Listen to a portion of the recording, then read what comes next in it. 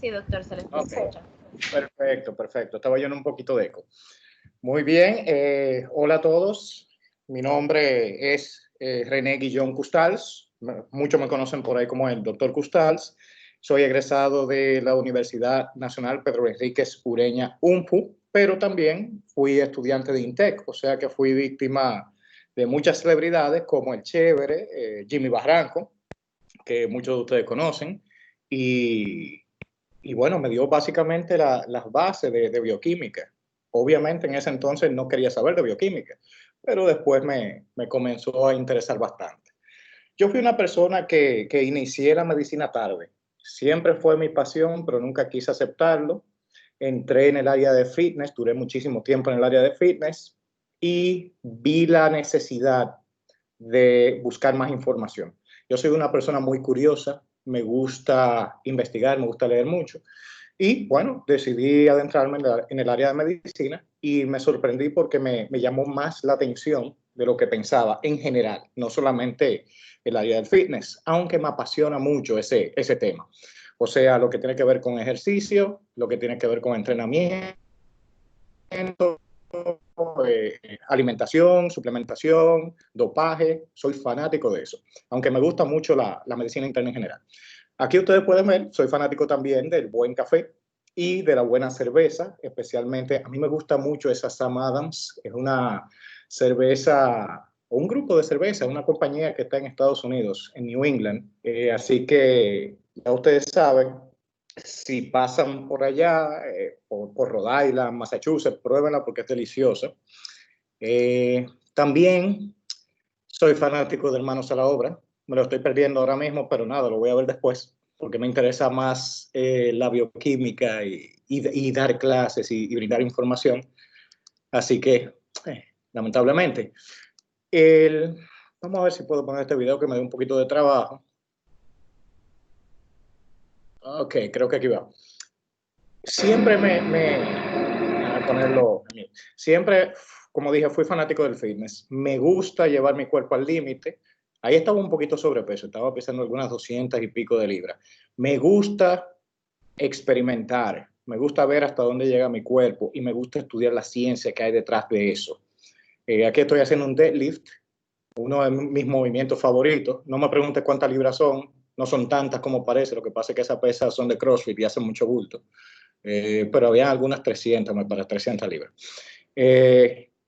Ya no estoy entrenando tan intenso como antes, obviamente la edad tiene que ver en eso, pero tratamos hacemos el intento, vamos a ponerlo así.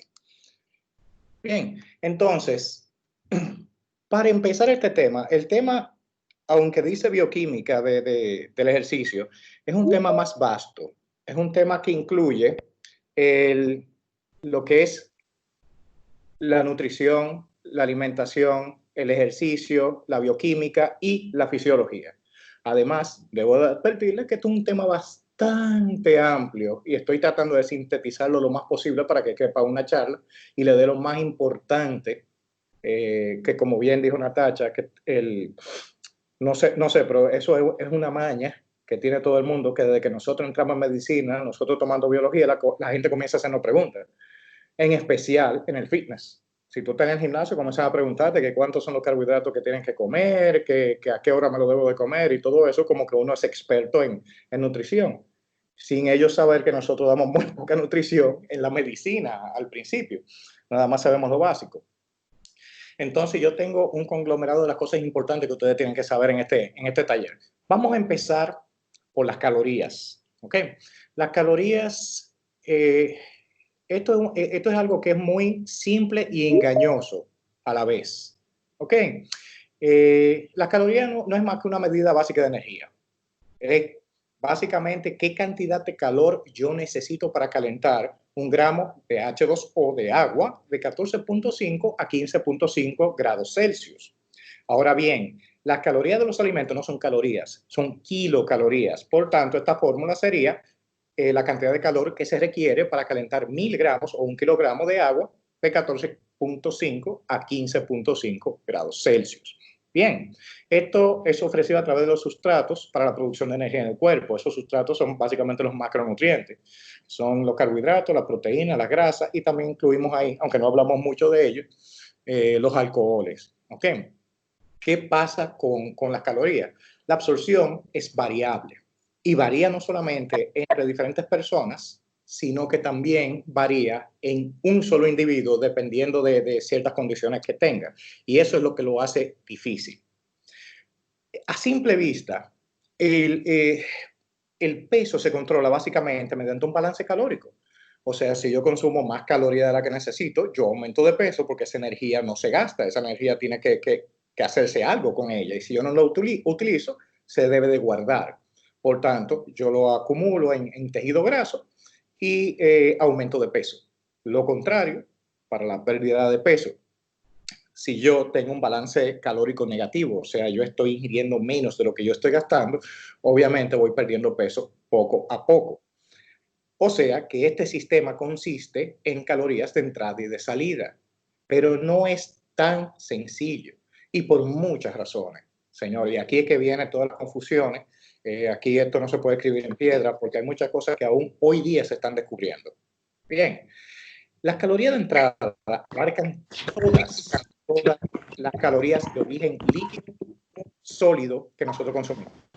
Ahí ya comenzamos a tener un problema porque cuando yo tengo una persona que viene, un paciente viene a mi consulta, y yo le pregunto, dime, ¿cómo estás bien? Y me dice muchísimas cosas, pero ahí tiene el micrófono abierto, quédate a ver. ¿Tú le ves al aire? Ok. Como le iba diciendo, hay personas que te dicen, no, yo como, ¿qué te digo? Como un plato de pasta en la noche, como arroz, y carne al mediodía y como tal cosa en la mañana. Pero no dicen lo líquido que consumen. No dicen si se toman un jugo de naranja en la mañana o no dicen si se toman X cantidad de cerveza en el fin de semana. Y eso son calorías que son muy importantes. Son más importantes incluso que las sólidas porque todas las calorías líquidas se absorben más fácil y más rápido, ¿ok? Que las calorías sólidas. Otra cosa que complica el asunto de las calorías de entrada es que uno tiende a olvidarse, ¿ok? Y uno es sesgado porque uno se olvida de las cosas que uno consumió y uno omite muchas cosas. Hay gente que viene a mi consulta y me dice una dieta perfecta. Y yo digo, no, pero ¿cómo va a ser? No estuviera sobrepeso y estuviera ingiriendo todas esas calorías. ¿Okay? Así que a veces es un poquito complicado. Ya vemos la primera complicación que sucede aquí. Otra complicación que sucede con las calorías de entrada es que dependiendo de mi condición, yo puedo absorber más o menos. ¿Okay? Yo puedo, por ejemplo, estar en un estado post-entrenamiento, donde yo acabo de gastar muchas calorías en el ejercicio.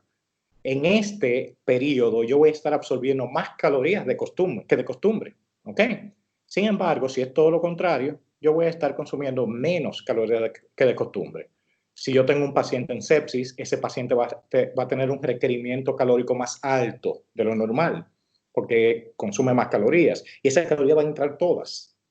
Bien, ¿me entienden? Entonces ya ustedes ven la variabilidad que puede haber con esa entrada de calorías. O sea que el asunto de que tú tienes que consumir X cantidad de calorías para poder bajar de peso es algo un poquito como que es muy generalizado, es una forma muy simplista de explicarlo, aunque esa es la regla que normalmente se utiliza. Bien, porque es muy difícil enseñar lo que yo le estoy enseñando a ustedes. Imagínense yo tratando de explicarle eso a una persona que no tiene nada que ver con medicina. ¿Okay? Para complicar más las cosas, las calorías de salida incluyen metabolismo basal, por un lado, que eso es básicamente cuántas calorías quema el cuerpo en reposo. Está la actividad diaria, que es variable como ustedes no se imaginan. Variable en el día a día, señores. Si ustedes agarran hoy y hoy decidieron tomar la escalera y mañana el ascensor, ya están quemando calorías diferentes. Entre personas que son totalmente similares y quizá viven una vida muy, muy similar, puede que una persona camine 3 pasos más que otra y ya está quemando calorías diferentes. Entonces eso afecta también lo que es ese consumo calórico.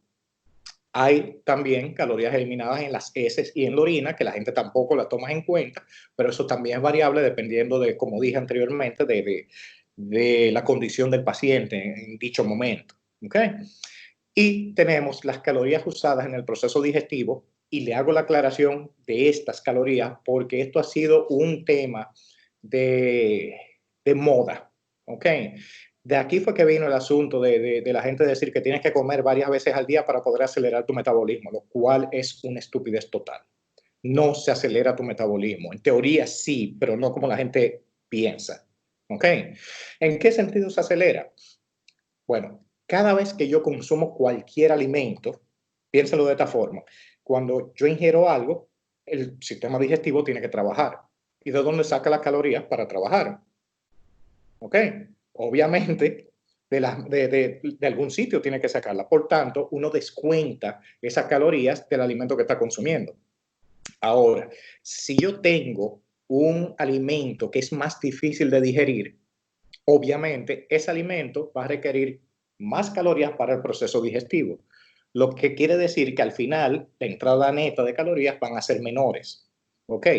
A eso se le llama el efecto térmico de los alimentos. Bien, mientras más efecto térmico significa que es más difícil de digerir y necesita una quema de más cantidad de calorías para poder procesarse.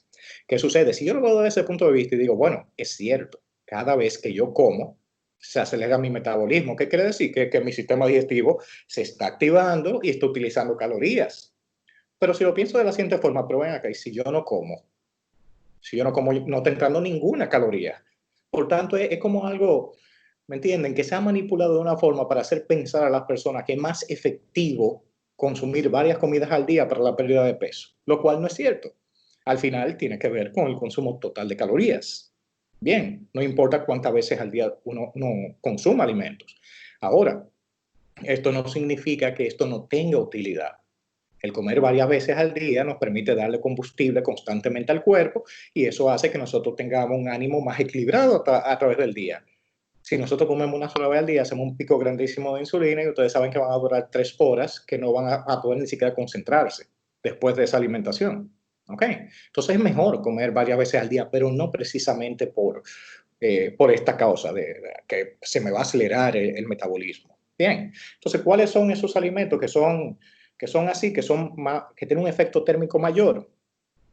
Aquí ustedes pueden ver que tenemos del, el 0 al 3% de las grasas son utilizadas en ese proceso. Sin embargo, en los carbohidratos, 5 a 10% son utilizadas para el proceso digestivo. 20 a 30% de las calorías de las proteínas son utilizadas para ese proceso digestivo. ¿Ok? Y en total es un 10% del gasto calórico diario. Lo que quiere decir es que eso es significativo, no es la gran cosa, pero es significativo, es algo que yo puedo manipular. Si yo consumo mayor cantidad de proteína y de carbohidrato complejo que tiene un efecto térmico más alto, entonces voy a tener una entrada neta menor de calorías. Bien, así de sencillo. Otra cosa que es importante es calorías versus volumen de los alimentos. Los alimentos naturales, o sea, lo que viene de la tierra, yuca, yautía, batata, incluso la misma carne de animales, de la carne de vaca, de chivo, el pescado, todos esos alimentos tienen una cantidad calórica que da cierta saciedad por volumen. Pero cuando uno ve un alimento procesado, vamos a compararlo con un tres leches, por ejemplo. Cuando uno lo compara con eso, ustedes se van a dar cuenta que el volumen que tiene por caloría es mucho menor en el alimento procesado que en el alimento natural. Y se lo voy a poner de una forma sencilla. Traten de comerse 500 calorías de un puré de batata y 500 calorías de un cheesecake. Ustedes van a ver que el cheesecake es una porción bien pequeñita, que va a tener esas 500 calorías. Sin embargo, el volteo de batata va a ser enorme, quizás no se lo puedan comer. Esto también es un factor importante en el asunto del balance calórico. Esto influye bastante. ¿Ok? Entonces, como le dije, aunque el control de peso se rige por el balance calórico, esto es relativo. ¿Ok? Y las calorías que entran al organismo que no son utilizadas en el momento que le ingerí, se metabolizaron, se absorbieron, estas van a ser almacenadas de diferentes formas y eso lo vamos a ver más adelante. Aquí ustedes pueden comparar, no tienen que hacerlo estrictamente, pero ahí se ve la diferencia de un alimento procesado versus uno que no es procesado. Y fíjense cómo el alimento procesado, que es el de los triangulitos, hace un incremento menor de la tasa metabólica después que se ingiere comparado con el alimento procesado. Ahí se compara más o menos lo que estaba hablando ahorita del efecto térmico de los alimentos. Por lo general, los alimentos no procesados tienen un efecto térmico, mayor que los alimentos procesados. Bien. Bien, entonces vamos a comenzar por el proceso digestivo. A mí me gusta enseñarle a los alumnos desde un principio qué es lo que pasa con un alimento desde que entra al cuerpo. ¿Okay? Primero, ¿qué es el proceso digestivo? Como ustedes saben, es el proceso por el cual el organismo descompone los alimentos para ser absorbidos o eliminados. ¿Okay? Si yo hago una pausa en lo que estoy hablando es porque me estoy bebiendo un rico café. Como dije, soy cafetero y me lo bebo a todas horas. O sea, si sienten una pausa, un silencio, estoy disfrutando de mi rico café y dándole envidia a ustedes en este momento, que yo sé que todos ustedes son fanáticos del café, o que la gran mayoría, por lo menos. Bien, los alimentos que se ingieren, y eso creo que lo siguen dando la escuela de medicina desde el principio, no están dentro del cuerpo hasta que se absorben. ¿Ok? Recuerden que el tubo digestivo es un tubo dentro de un tubo. Por tanto, lo que entró por la boca y llega hasta el ano y afuera, nada de eso ha entrado, al menos que se absorba a través de la membrana del intestino. ¿Ok? Los órganos digestivos son la boca, el esófago, el estómago, el intestino delgado, el intestino grueso, el recto y el ano. Órganos accesorios, las glándulas salivales, páncreas, hígado y vesícula biliar. ¿Okay?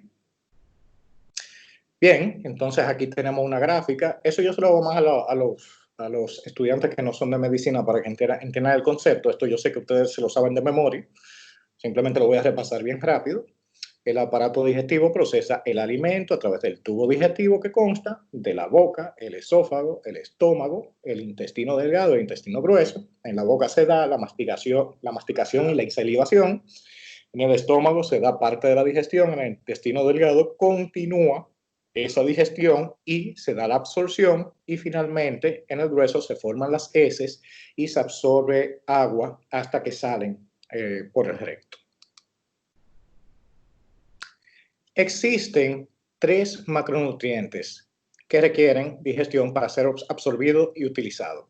Recuerden que estoy simplificando. También tenemos los alcoholes que no lo vamos a mencionar. Estos son los principales. Estos son los carbohidratos, como hablamos anteriormente, las proteínas y las grasas. Hay 2 tipos de proceso digestivo, mecánico y químico. El proceso digestivo químico comienza en la mente. Hay una fase cefálica. Eso también lo dan desde el principio en la escuela de medicina. Hay una fase cefálica, eso me lo dirán en fisiología, si mal no recuerdo. Esta fase cefálica comienza desde que uno comienza a pensar en el alimento. Y si no, piénsenlo. Si yo comienzo ahora a hablarle a los fanáticos de las carnes, que soy fanático también, de un rico churrasco, con una salsita por encima y un batata mash o un yuca mash, ¿ok?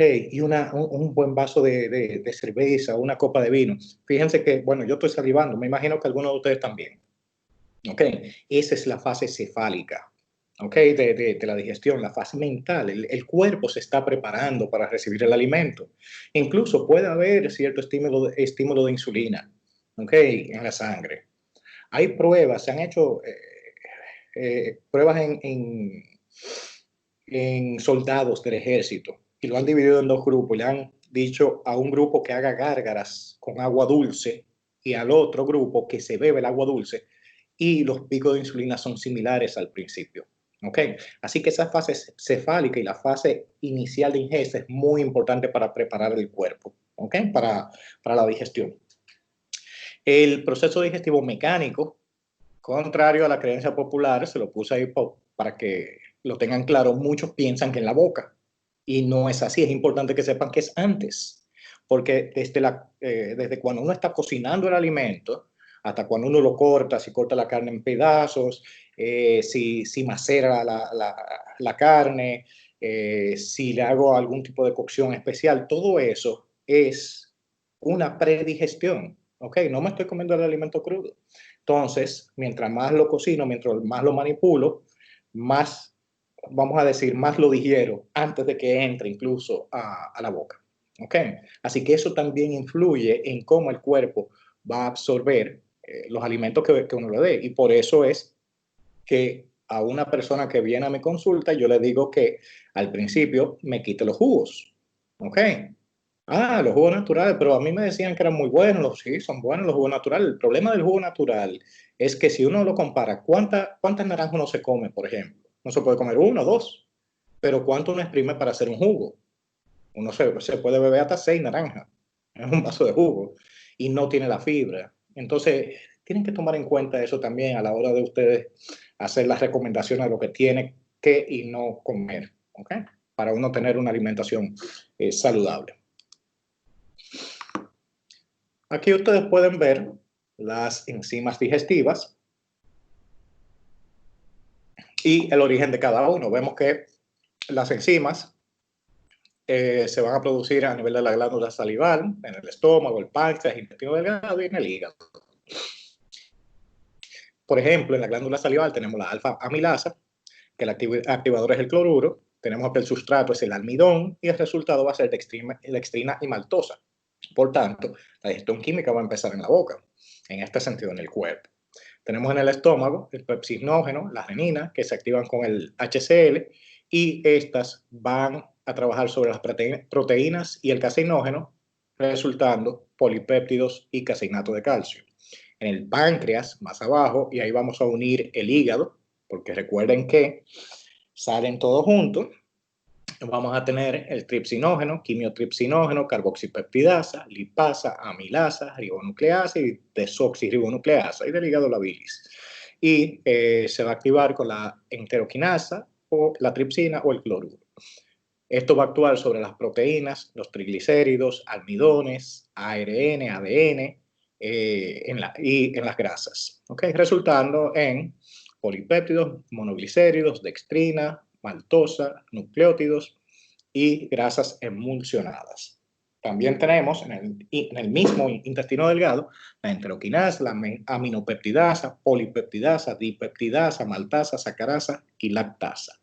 Y esto va a actuar sobre el tripsinógeno, polipéptidos, dipéptidos, maltosa, sacarosa, lactosa y van a resultar las tripsinas, péptidos, glucosa, en este caso glucosa más fructosa, glucosa más galactosa, para que puedan ser absorbidos, ¿ok? Entonces, de la boca al estómago, nosotros vamos a tener primero la masticación, destrucción mecánica de los alimentos, la saliva y la mucina, preparación del bolo alimenticio para su transporte, la neutralización del pH, tenemos la amilasa salival o tialina y la lipasa lingual y lisozima, uramidasa, digestión química, carbohidratos y grasa y enzima antimicrobiana. Recuérdense que en micro, creo que en micro dan eso, parasitología, no recuerdo. Ustedes necesitan una cantidad X de bacterias que entran al cuerpo para poder causar enfermedad. Y eso se debe a los sistemas de defensa que tiene el cuerpo, empezando desde la boca. ¿Okay? Por eso es que uno puede a veces coger alimentos del piso, los niños se meten los dedos en la boca, manoseando el piso y todo eso y no se enferman. ¿Okay? Porque uno tiene mecanismos de defensa hasta en la saliva para defenderse de microorganismos. ¿Okay? Todo esto se transporta a través del esófago. Entonces, en el estómago vamos a tener, como ustedes vieron en la tabla, la gastrina, el ácido clorhídrico, la pepsina y la lipasa gástrica. La gastrina estimula las células principales para que liberen pepsinógeno, estimula las células parietales para que liberen ácido clorhídrico. El ácido clorhídrico desnaturaliza la amilasa salival, desnaturaliza proteínas y transforma el pepsinógeno a su forma activa, pepsina. La pepsina desdobla las proteínas a péptidos y la lipasa gástrica hidroliza los triglicéridos de cadena corta y mediana. Entonces aquí ustedes pueden ver un resumen de la digestión en el estómago. Vemos las células del cuello que producen el moco, las células parietales que producen el ácido clorhídrico, las células principales que producen el pepsinógeno, ambas estimuladas por la gastrina. Tenemos las células G, que son las que producen la gastrina, y el pepsinógeno también estimula la pepsina, y el ácido clorhídrico, además de actuar sobre el pepsinógeno, inhibe la amilasa salival. Ya en el intestino delgado, que es el sitio principal del proceso digestivo, se divide en duodeno, yeyuno y león, como ustedes saben. Tiene una gran superficie de absorción, aproximadamente 600 veces su tamaño normal. No recuerdo, antes se utilizaba la comparación que si uno estiraba el sistema digestivo de un adulto, o sea, el intestino de un adulto, ocupaba, creo que era un campo de fútbol, algo por el estilo. O sea, es bien, bien grande y eso es lo que hace que tenga mejor superficie de absorción. Las hormonas que ustedes van a ver aquí va a ser la secretina y la colecistoquinina o colecistocinina. Y los órganos accesorios que vamos a tener, el páncreas y el hígado.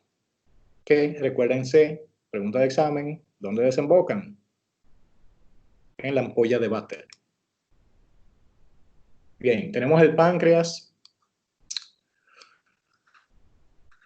Libera jugo pancreático en respuesta a la estimulación de la secretina y la colecistoquinina. El jugo pancreático contiene las enzimas y bicarbonato. Las enzimas, amilasa pancreática, proteasas, lipasas pancreáticas y fosfolipasa A2. Nosotros aquí estamos hablando de la función exócrina del páncreas. Recuerden que tenemos la función exócrina y la función endócrina, que involucra ya la regulación del azúcar con la insulina y el glucagón, entre otras cosas.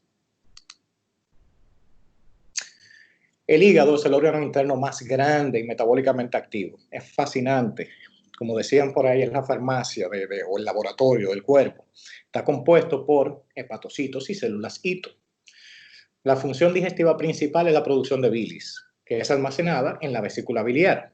La secretina estimula el flujo de la bilis del hígado a la vesícula. La colecistoquinina estimula la contracción de la vesícula. La bilis emulsifica las grasas, auxiliando su transporte y absorción. Es importante que recuerden o sepan que aún uno tenga una colecistectomía, uno no pierde la facultad de emulsificar las grasas. Ahora, puede ocurrir cierto defecto cuando uno consume grandes cantidades de grasa, pero por lo general no, porque lo que es la vesícula no es más que una cisterna para guardar bilis ahí, pero no la sigue produciendo constantemente. ¿Ok? Así que no importa si le hacen una colecistectomía a una persona, a un paciente, este paciente va a poder comer de forma normal sus macronutrientes, pero no debe de hacer excesos, ¿ok? Porque entonces no se va a absorber apropiadamente las grasas que consuma. No significa que no va a ser obeso, ¿eh? La gente piensa que pues, no, yo no tengo la vesícula, no se va a absorber las grasas y yo voy a vivir una vida feliz. No, realmente no es así. Quisiéramos nosotros. Bien, entonces, hablando sobre los carbohidratos, vamos a empezar por los más controversiales, vamos a decir, porque son los que más atacan. ¿Ok? Antes que sí, que debíamos consumir mucho, después que no, que eso engorda, después que no, que eso da diabetes, muchísimas cosas. Realmente no son tan diabólicos como la gente lo quiere pintar, simplemente hay que saber utilizarlos. La alfamilasa pancreática es la enzima principal en la digestión de los carbohidratos. Rompe los enlaces 1,4-glucosídicos formando glucosa, maltosa, maltotriose y dextrinas. Al llegar a la superficie del enterocito, los disacáridos encuentran sus enzimas específicas, lactasa, maltasa y sacarasa. ¿Ok? Recuérdense que hay deficiencias como la deficiencia de lactasa, que hace que uno no pueda digerir la lactosa adecuadamente y le dé flatulencia y diarrea. Los intolerantes a la lactosa. Si ustedes ven aquí el camino, empieza desde, eso es la digestión de los carbohidratos, empieza desde que la amilasa salivar comienza a provocar una pequeña digestión de los almidones, del starch. ¿Ok? Ya hacia el estómago, la amilasa salival es inactivada por el ácido del estómago. La alfa-amilasa pancreática secretada del páncreas hacia el duodeno en respuesta a la colecistoquinina, ¿ok? Comienza a actuar en el mayor sitio de digestión, como hablamos anteriormente, que es el duodeno.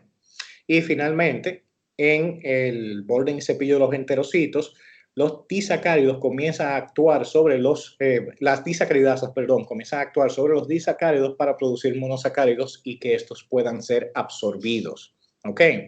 Aquí entra el por qué un carbohidrato es mejor que otro. Vamos a hablar un poquito sobre eso. Antes, hace mucho tiempo, se comenzó, y no tanto, o sea, yo era joven cuando eso, hace varias primaveras, pero no hace tanto tiempo. Se pensaba que simplemente los carbohidratos simples eran los malos y los carbohidratos compuestos o complejos eran los buenos. Lo único que hoy día, para lo único que sirve eso, es para una definición, vamos a decir, una definición química, porque lo único que me dice que un carbohidrato es complejo y simple es su estructura. ¿Ok? Si es en forma de red, entonces vamos a decir que es complejo. Si es en forma simple, sencillo, una línea lineal, entonces vamos a decir que es un carbohidrato simple. El problema es que esto en un inicio se estaba utilizando como que todos los carbohidratos simples entraban rápido a una misma velocidad y todos los carbohidratos complejos entraban lento a una misma velocidad. Y después se descubrió que no. ¿Ok? Se descubrió que hay ciertos carbohidratos complejos que tienen diferente absorción, por tanto no todos son iguales. ¿Ok? Entonces se comenzó a hablar de lo que se hacía, se medía la cantidad de insulina que había antes de comer, se consumía una cantidad del carbohidrato y se medía entonces el estímulo de insulina que había, el alza de insulina. Entonces se clasificaba en comparación con el azúcar de mesa, y se establecía en una escala. Más adelante se dieron cuenta que también esto podría variar por volumen, o sea que si yo consumía 250 gramos de papa, me hacía un estímulo de insulina diferente a que si eran 500 de la misma papa, igualito. ¿Ok? Por tanto, se adecuó la fórmula para hablar sobre, en lugar de índice glicémico, carga glucémica, tomando en consideración el peso del alimento. Entonces, ¿qué sucede con todo esto? ¿Y por qué yo le digo que no es que los carbohidratos son buenos o malos, es simplemente que son mal utilizados? Porque si yo tengo un alimento, por ejemplo, que tiene un índice glicémico, vamos a decir, de rápida absorción, no significa que es malo. Significa que es útil para yo utilizarlo cuando yo necesito azúcar rápida o glucosa rápida en mi cuerpo. ¿Ok? Si yo voy a entrenar ahora mismo y yo estoy seco, vamos a ponerlo así, no he consumido nada y yo quiero tener glucosa en sangre ahora mismo para yo poder entrenar, entonces yo necesito un carbohidrato de entrada rápida. ¿Ok? Y si yo lo necesito para que me dure mucho tiempo y no me haga un pico grande de insulina, entonces yo necesito uno de entrada lenta. Entonces el asunto es saber cuándo utilizarlo. Es no saturar el día entero de carbohidratos simples. Bien. Y saber cuándo utilizar los complejos. Tiene que haber un balance y saber cuándo y cómo consumirlos. ¿Okay? Pero al final ustedes se dan cuenta que todos están entrando de la misma forma. Lo único que va a variar es a la velocidad que se hace todo el proceso antes de atravesar el enterocito. ¿Okay? Aquí ustedes pueden ver el enterocito y se van a dar cuenta, aquí hay dos transportadores, el SGLT1, que va a ayudar a transportar la glucosa y la galactosa, y el GLUT5, que va a ayudar a transportar la fructosa hacia adentro del enterocito, ¿ok? Intracelular. El SGLT, que es Sodium Glucose Transporter, de glucosa y sodio, transporta la glucosa, la galactosa y el sodio mediante un transporte activo. El GLUT5 transporta la fructosa por difusión facilitada. Bien, los capilares del intestino delgado llevan los monosacáridos al hígado a través del sistema porta y estos van a salir de la célula por el GLUT2. Bien, pero todos van a terminar como monosacáridos dentro del torrente sanguíneo para ir al hígado. ¿Ok? Ya en el hígado, en el hepatocito, ustedes van a ver que la fructosa y la galactosa van a entrar por los GLUT5 hacia adentro de la célula y la glucosa va a entrar por los transportadores GLUT2 con ATP y utilizando la galactoquinasa, la fructoquinasa, vamos a obtener a partir de la fructosa y la galactosa 1-fosfato y la fructosa 1-fosfato más ADP. Y en el caso de la glucosa, mediante la glucoquinasa y ATP, vamos a obtener glucosa 1-fosfato más ADP. Bien. Entonces, el páncreas va a captar los niveles de glucosa no absorbidos por los hepatocitos, ¿ok? Porque los hepatocitos captan una cantidad y dejan ir otra. Bien. Y el páncreas responde produciendo insulina. La insulina se va a unir a sus receptores en los miocitos y los adipocitos, produciendo un movimiento de receptores GLUT4 hacia la superficie celular. Vamos a hacer un paréntesis aquí. La forma como el cuerpo regula los niveles de azúcar en sangre, la glucemia o glicemia, es básicamente llevando esa sangre que está en el torrente sanguíneo a algún sitio. Parte se va para el hígado y la otra parte tiene que irse para el músculo, ¿ok? Donde se guarda en forma de glucógeno muscular y glucógeno hepático. Bien, para poder entrar en el músculo, los receptores GLUT4 tienen que estar en la superficie del miocito. Si no están ahí, no pueden entrar. Y estos GLUT4, hay dos cosas básicas que hacen que salgan a la superficie. Una es la estimulación de insulina, ¿ok? Como estamos hablando ahora mismo. Dos es el ejercicio. ¿Por qué esto es importante saberlo? Porque ustedes saben, no sé si bueno, quizá los fiebros lo han oído mucho, hay lo que se llama el bro science, que es la ciencia de los tigres que están en el gimnasio haciendo pesas, que inventan cosas y dicen, no, porque esto se hace así, se hace allá. No sé de dónde lo sacan, pero muchas de esas cosas tienen lógica, tienen razón, otras no. ¿Okay? Nosotros como médicos deberíamos de saber cuáles sí y cuáles no para poder aclarar a las personas si están haciendo un disparate, están haciendo algo dañino o no. Se habla mucho de lo que es el post-workout. Y ustedes ven a los tipos haciendo ejercicio con las pesas, al final van a la cafetería y piden una batida, dame un post-workout, ahí se toma una batida de proteína. Por lo general, un post-workout tiene 3 veces más carbohidrato que proteína. ¿Okay? Tiene algunos quizá 15 o 20 gramos de proteína y algunos 60 de carbohidratos. ¿Qué sucede? Cuando yo termino de hacer ejercicio, hay una ventana anabólica. En esa ventana anabólica que empiezas en los primeros 30 minutos después que yo entreno, y puede durar quizás, depende de qué tan fuerte ha sido el entrenamiento, hasta el otro día, ¿ok?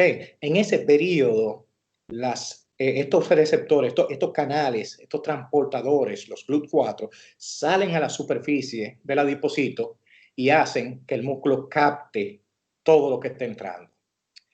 ¿Por qué es útil saber esto? Porque yo, por ejemplo, uso una técnica para trabajar psicológicamente a las personas. Un consejo que yo les doy a todo el mundo, a todo el que quiera meterse en el área de nutrición, es que ustedes tienen que trabajar de forma psicológica con la persona. Ustedes no pueden agarrar a una persona que es muy dulcero, que le gusta mucho lo dulce y come mucho dulce, y quitarle todos los dulces de repente, porque no va a seguir la dieta. ¿Okay? Entonces usted tiene que bajárselo poco a poco. Una técnica que yo particularmente utilizo con ese tipo de personas, que yo digo, vamos a hacer una cosa, vamos a limitarte lo dulce una sola vez al día y tú lo vas a consumir después que tú entrenas. ¿Ok? Una vez tú entrenas, tú vas a consumir ese dulcito. ¿Qué pasa? Cuando él se come ese dulce o ella se come ese dulce, como ya los receptores están en la superficie del miocito, no requiere de estimulación de insulina. No va a haber picos de insulina. Por tanto, no vamos a tener el efecto negativo de esos picos de insulina, ¿ok? Y esa predilección por la resistencia a la insulina por exceso de estimulación. ¿Ok? Entonces, esto es una forma, como quien dice, de puente, para después llevarlo a quitarle el exceso de dulce y que nada más lo consumo de vez en cuando. Bien, entonces ahí no solamente está controlando esa estimulación de la insulina, sino que también está controlando las calorías porque está comiendo después de haber quemado calorías. Entonces, es un truquito para uno más o menos manipular, ¿ok? A las personas. Entonces, otra cosa que tienen que saber, déjame ver si esto está en la próxima diapositiva o no. Ok, sí, aquí pueden ver los receptores GLUT4 que permiten el paso de la glucosa al espacio celular. Fíjense que la enzima exoquinasa fosforila la glucosa formando G6-fosfato. Ok. No sé si eso lo dieron en bioquímica porque no recuerdo en mi materia de bioquímica, pero sí yo lo estudié para el USMLE y habla sobre eso, cuando una molécula está fosforilada, está capturada dentro de la célula. O sea que se tiene que desfosforilar para poder salir de la célula, si no se queda ahí. Entonces, ¿qué sucede? En el miocito, o sea, dentro de la célula muscular, no existe la enzima que desfosforila ese G6P. Por tanto, la glucosa que entró al músculo a través de los GLUT4 va a permanecer capturada dentro de la célula para siempre hasta ser utilizada. ¿Ok? Esto quiere decir que la única reserva que yo tengo de glucosa, si hay un bajón de azúcar en sangre, es el hígado. Que en el hígado sí existe la enzima, no en el músculo. El músculo es muy celoso con su fuente de combustible, que es la glucosa. Bien, el glucagón tiene la función contraria a la insulina. ¿Okay? En los hepatocitos para desdoblar el glucógeno en glucosa. De esa forma, con ese baile entre la insulina y el glucagón, y obviamente la ingesta, es que nosotros mantenemos un nivel relativamente estable de glucosa en sangre. Hablando entonces sobre las proteínas, que para mí es uno de los, no le voy a decir que es el macronutriente más interesante porque los lípidos son más interesantes, tienen más información detrás de ellos, más desconocidos, pero las proteínas son también fascinantes, son entretenidas. En especial ahora que hay una fiebre de que hay que consumir mucha proteína, mucha proteína. Señores, no es tanta proteína que hay que consumir, ¿ok? No se dejen llevar tampoco de que no, que yo me tengo que dar un volteo de proteína para yo poder desarrollar más masa muscular. No es tanto se piensa. E incluso para la supervivencia normal, o sea, si yo soy simplemente un estudiante de medicina que voy a veces al gimnasio, hasta con 60 gramos de proteína al día yo puedo sobrevivir sin problema alguno. Quizá no desarrollo tan bien la masa muscular, pero no significa que me voy a morir y que no voy a progresar. Se progresa, señores. ¿Ok? Entonces, las proteínas, vamos a tener que las proteasas pancreáticas son las enzimas principales en la digestión de las proteínas. Se liberan como simógenos, o sea, proenzimas que no están activadas. ¿Ok? Desdoblan las proteínas en aminoácidos y péptidos. Al igual que con los carbohidratos, las enzimas en el borde del enterocito desdoblan algunos péptidos en aminoácidos. Ahí viene otra aclaración que siempre las personas que están dudosas en el gimnasio no entienden porque no entienden la bioquímica de todo esto. Porque si yo estoy consumiendo proteína, digamos que yo estoy consumiendo, no sé, polvo de proteína, o estoy consumiendo carne, pollo y todo eso, ¿por qué yo necesito aminoácidos? ¿Por qué yo necesito consumir aminoácidos? Una bebida de aminoácidos mientras yo entreno. Porque como ustedes pueden ver aquí, todas las proteínas, todas, van a terminar como aminoácidos y péptidos. Entonces, ¿por qué yo necesito consumir aminoácidos? Y si los aminoácidos funcionan, porque todo va a ser un aminoácido, porque proteínas. ¿Entienden? Ahí es otro dato que la gente a veces malinterpreta. Aquí lo importante de consumir el aminoácido es la velocidad de entrada.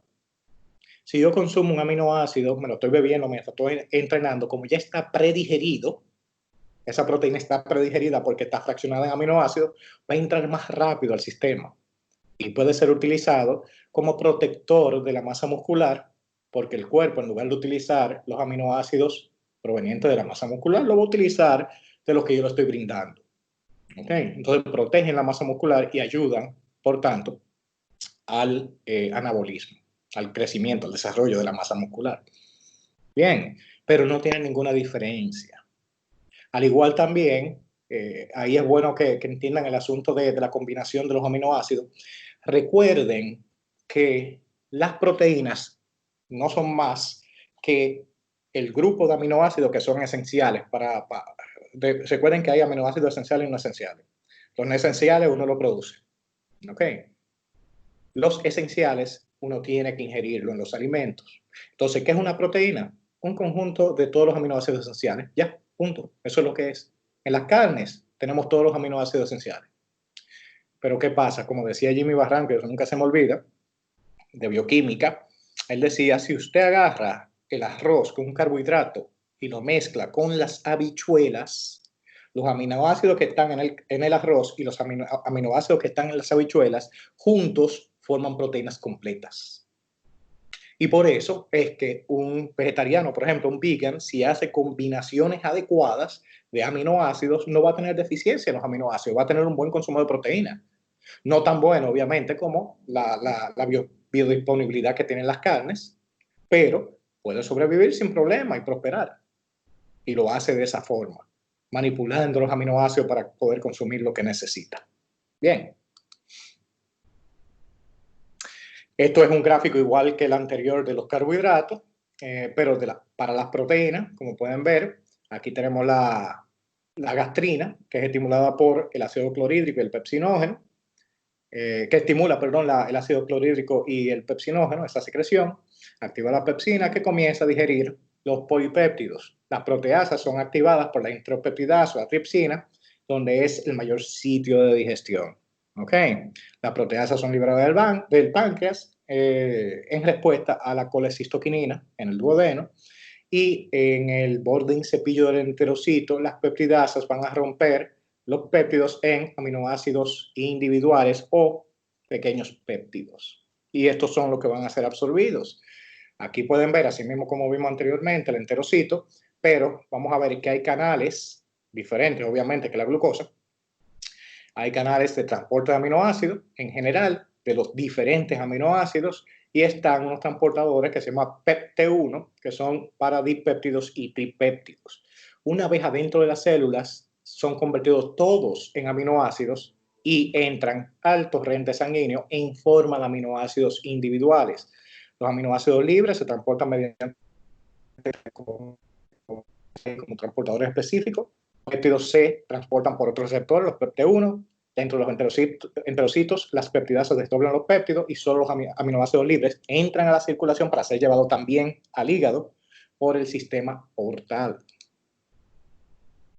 En el hepatocito hay un canal también, un canal transportador de aminoácidos donde los aminoácidos entran y van a tener dos caminos. En un anabolismo vamos a tener síntesis proteica y en un catabolismo vamos a tener gluconeogénesis o formación de glucosa a partir de esas proteínas, de esos aminoácidos que están entrando. Bien, le voy a decir una aclaración antes de entrar a las grasas. Señores, los lípidos son fascinantes, muy fascinantes. Y en los últimos meses, años diría, yo he entrado mucho en el área de los lípidos y me he dado cuenta de que eso, no sabía incluso que habían lipidólogos. Son gente que solamente se dedican a estudiar los lípidos. No es tan sencillo, señores, como, yo tengo que consumir tanto para tener el LDL en tanto y el HDL en tanto. No es tan sencillo como eso. Hay muchísimo, es muy profundo.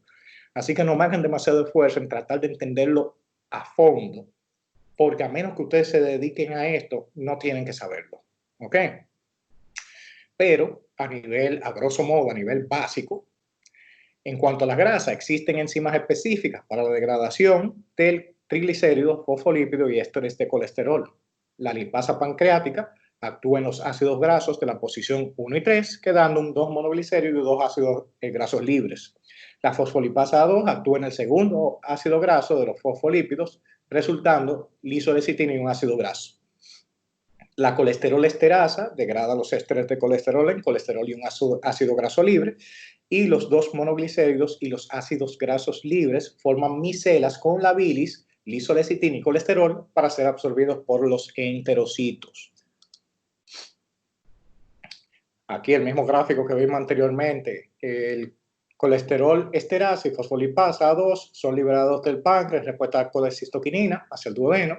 La colesterol esterasa rompe los ácidos grasos libres, los ácidos grasos, perdón, del colesterol, de los ésteres de colesterol, y la fosfolipasa A2 rompe el segundo carbono del ácido graso de los fosfolípidos. Aquí, esto es una de las cosas que está en investigación, no se sabe bien por dónde están entrando las micelas, ¿ok? Hay receptores de colesterol, hay receptores específicos, hay receptores inespecíficos, pero todavía no se sabe del todo. Entonces, ni siquiera vamos a mencionar receptores. Lo que tenemos que saber es que simplemente entran, ¿ok? Una vez las micelas llegan al enterocito, el proceso de absorción es poco entendido. Punto. Una hipótesis es que los componentes micelares atraviesan libremente la membrana celular, pero no lo escriban en piedra, eso se está investigando actualmente. Y por igual, no se sabe en el hepatocito, ¿ok? ¿Cómo lo hace? Las micelas entran, se reesterifican los ácidos de cadena larga, los de cadena media y corta entran directamente al sistema circulatorio, la fosfatidilcolina, el triglicérido y el de colesterol al sistema linfático. ¿Ok? Una pregunta de examen, esa la recuerdo yo de INTEC. ¿Por dónde entra el sistema linfático al torrente sanguíneo? ¿Cómo se llama ese lugar, ese sitio anatómico? El ángulo de Pirogov. Eso creo que me lo dieron en anatomía 2, si mal no recuerdo. Bien. La bioenergética. Esto se refiere específicamente a las vías metabólicas que liberan o almacenan energía. Vamos a tener dos vías básicas, las anabólicas y las catabólicas. Contrario a la creencia popular, estas funcionan juntas. O sea, no es que yo nada más estoy anabólico, no es que yo nada más estoy catabólico. Una se alimenta de la otra. ¿Ok? Lo único que alguna predomina. Una de las dos predomina en cierto momento. ¿Ok? Dentro de las anabólicas vamos a tener la glucogénesis, la gluconeogénesis y la lipogénesis. No se confunda con la glucogénesis. Recuerden que la glucogénesis es la formación de glucosa. ¿Okay? La gluconeogénesis es la formación de glucosa a partir de otras cosas. Lo vamos a ver adelante. La hipogénesis, obviamente, la formación de lípidos.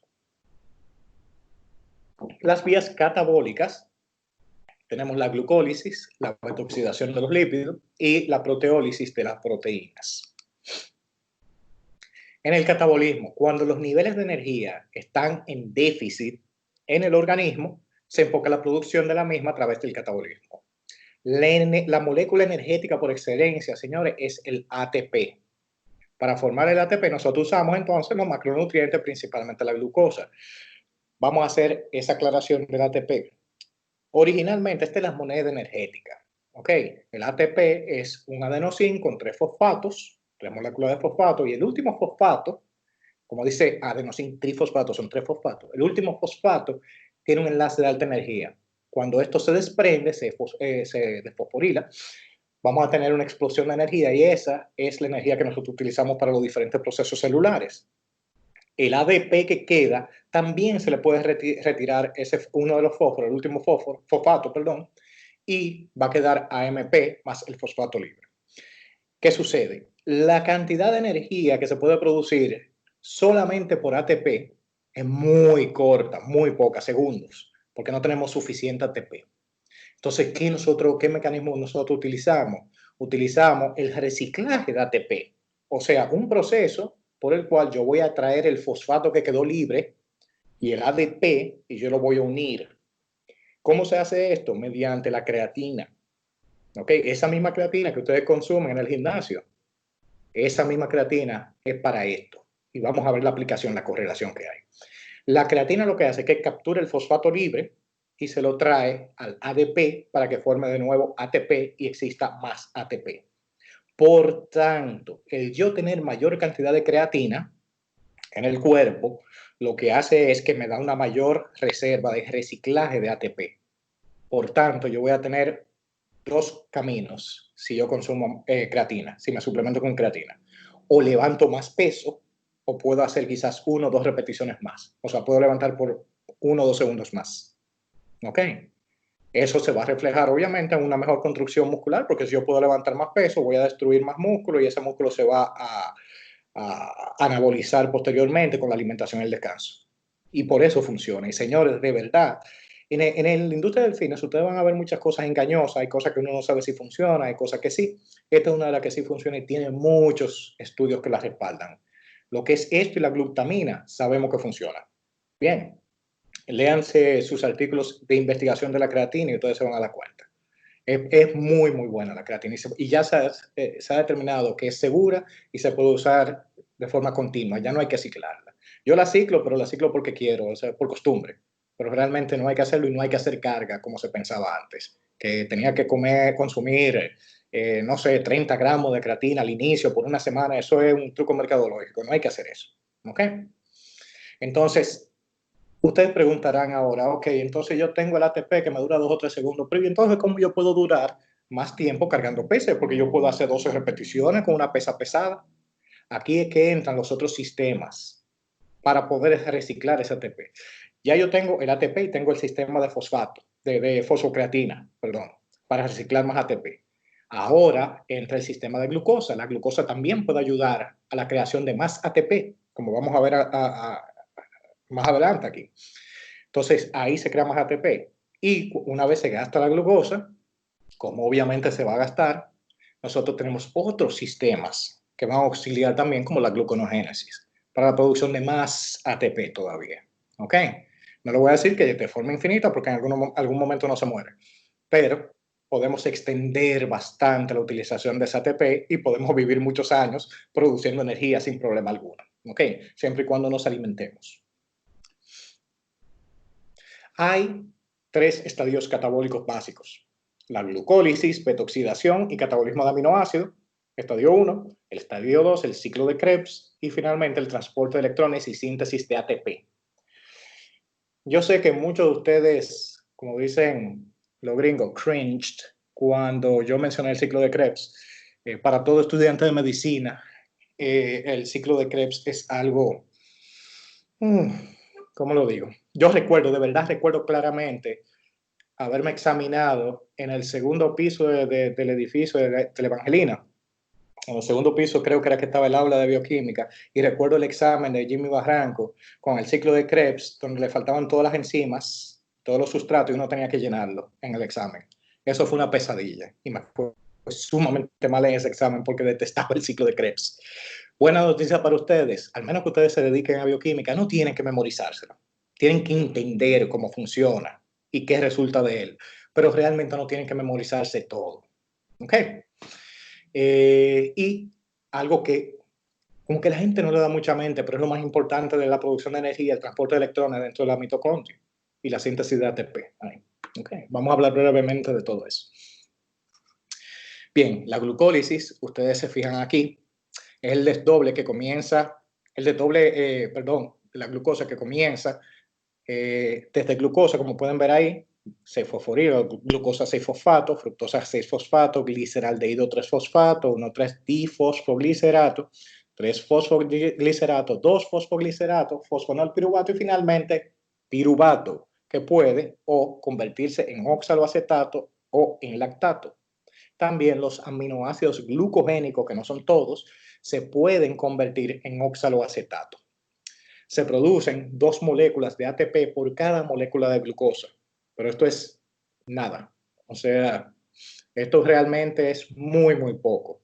Ustedes van a ver después en el ciclo de Krebs es que la cosa comienza a prosperar. Esto ocurre anaeróbicamente en el citosol. Bien, además del ATP se van a producir 2 moléculas de piruvato. El piruvato puede utilizarse de 3 formas.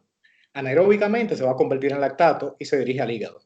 Aeróbicamente se dirige al ciclo de Krebs y en requerimiento se puede convertir en otras moléculas que sean necesarias en algún momento. En la mitocondria, el piruvato pierde un carbono y se convierte en acetil-CoA, y es lo que va a entrar al ciclo de Krebs. En cuanto a la lipólisis, la betoxidación de los ácidos grasos, como pueden ver ahí, que también ocurre en la mitocondria, las moléculas de carbono se retiran de los ácidos grasos de cadena larga secuencialmente para formar al final acetil-CoA también, y esta acetil-CoA, al igual que en la glucólisis, se va a dirigir al ciclo de Krebs. Lo único que los ácidos grasos rinden más, ¿okay? Ofrecen mayor cantidad de energía. En el caso de los aminoácidos son desaminados, formando una molécula con esqueleto de carbono que puede ser convertida también en acetil-CoA. Como dije, no son todos los aminoácidos, son solamente los glucogénicos. Entonces, en el ciclo de Krebs, las moléculas que les acabo de mencionar de acetil-CoA, de todos los macronutrientes, van a entrar en este ciclo. El ciclo de Krebs ocurre dentro de la mitocondria y es un sistema mixto de anabolismo y catabolismo o anfibólico. La energía obtenida de la ruptura de los enlaces químicos es transformada en 2 o más moléculas de ATP o equivalentes y electrones de alta energía. Aquí ustedes pueden ver el gráfico, lo doy un momentico en lo que bebo agua para que tengan pesadillas esta noche. Aquí pueden ver cómo entra arriba el acetil-CoA al ciclo de Krebs y ven cómo se van liberando los electrones en el NADH, FADH y finalmente termina otra vez en oxaletato y comienza el ciclo de nuevo. ¿Okay? Como dije, no tienen que aprenderse de memoria, eso es solamente para algunos exámenes, si van a coger el Step 1 de USMLE, eso sale, o sea, no sale dibujar el ciclo de Krebs, pero sale saber cuáles son todas sus partes. Bien, así que es importante que vayan aprendiéndoselo si van a tomar el Step 1. Los electrones que son obtenidos del ciclo de Krebs son llevados por NADH y FADH2 a la membrana mitocondrial interna, donde entran a la cadena de transporte de electrones. Esto también, señores, tienen que aprendérselo muy bien porque sale en fisiología del Step 1. Okay. Eso sale en USMLE y de verdad es un dolor de cabeza. Tienen que aprendérselo bien. En esta cadena, los electrones son transferidos secuencialmente entre múltiples proteínas sintetizando ATP y agua. En el anabolismo, en contrario al catabolismo que estábamos hablando, es un ambiente de balance positivo. Las vías catabólicas brindan energía a los procesos anabólicos como la construcción macromolecular. Las vías anabólicas también crean moléculas de almacenamiento como el glucógeno y triglicéridos. Las vías anabólicas son reguladas por sus metabolitos específicos. Por ejemplo, si hay exceso de un aminoácido no esencial, esto se deja de producir, mientras los demás continúan su producción. ¿Okay? Sin embargo, el mayor factor que regula el anabolismo es el balance energético. Tengo que tener un balance energético negativo para que comience a producirse el anabolismo cuando yo consuma alimentos en su posteridad. Aquí tenemos la gluconeogénesis, que es el proceso inverso, ¿ok? O sea, la obtención de glucosa. Esto lo vimos ahorita, pero ahora vamos a considerarlo de abajo hacia arriba. La gluconeogénesis es una vía donde se sintetiza glucosa partiendo de aminoácidos, con la excepción de la leucina y la lisina. También a partir del lactato, glicerol o cualquiera de los intermediarios del ciclo de Krebs. La glucosa es un sustrato indispensable para ciertos tejidos como el cerebro, los eritrocitos y los músculos. El aporte de glucosa lo pueden obtener por medio de las reservas de glucógeno. Sin embargo, cuando estas se agotan, el cuerpo debe empezar la síntesis de glucosa para poder cumplir con las demandas de los tejidos, fundamentalmente el tejido nervioso. Bien, y le voy a hacer una aclaración ahorita cuando hable sobre la cetosis. Esta vía ocurre principalmente en el hígado, es vital ya que en situaciones de ayuno el cuerpo puede seguir obteniendo glucosa.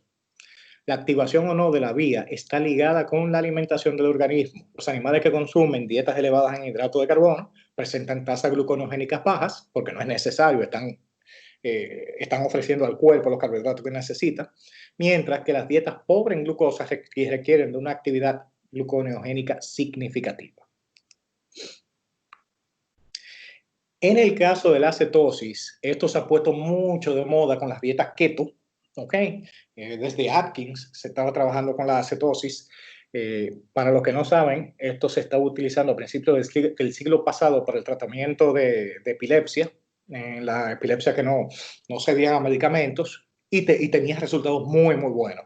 Nunca se supo por qué. Porque la industria farmacéutica comenzó a desarrollar medicamentos para la epilepsia, mejores medicamentos, y obviamente la industria farmacéutica tumbó la idea de curar las crisis epilépticas con alimentación. Pero realmente funcionaba bien y todavía hoy día, si no funcionan los medicamentos, se procede a hacer una dieta ketogénica en aquellos individuos. Los cuerpos cetónicos se producen a partir del metabolismo de los mismos ácidos grasos. Los cuerpos cetónicos son el beta-hidroxibutirato, el acetoacetato y la acetona, son tres. El acetoacetato y la acetona son los únicos que de verdad son cuerpos cetónicos, ya que el beta-hidroxibutirato no contiene un grupo keto, o sea, el CO. Estos pueden ser convertidos en acetil-CoA para ser utilizados en el ciclo de Krebs. En el ayuno prolongado se puede utilizar como fuente de energía por todos los órganos excepto el hígado. Y aquí voy a hacer una aclaración. el cerebro no utiliza los ácidos grasos como tal, simplemente los cuerpos cetónicos, y es muy eficiente en la utilización de los cuerpos cetónicos.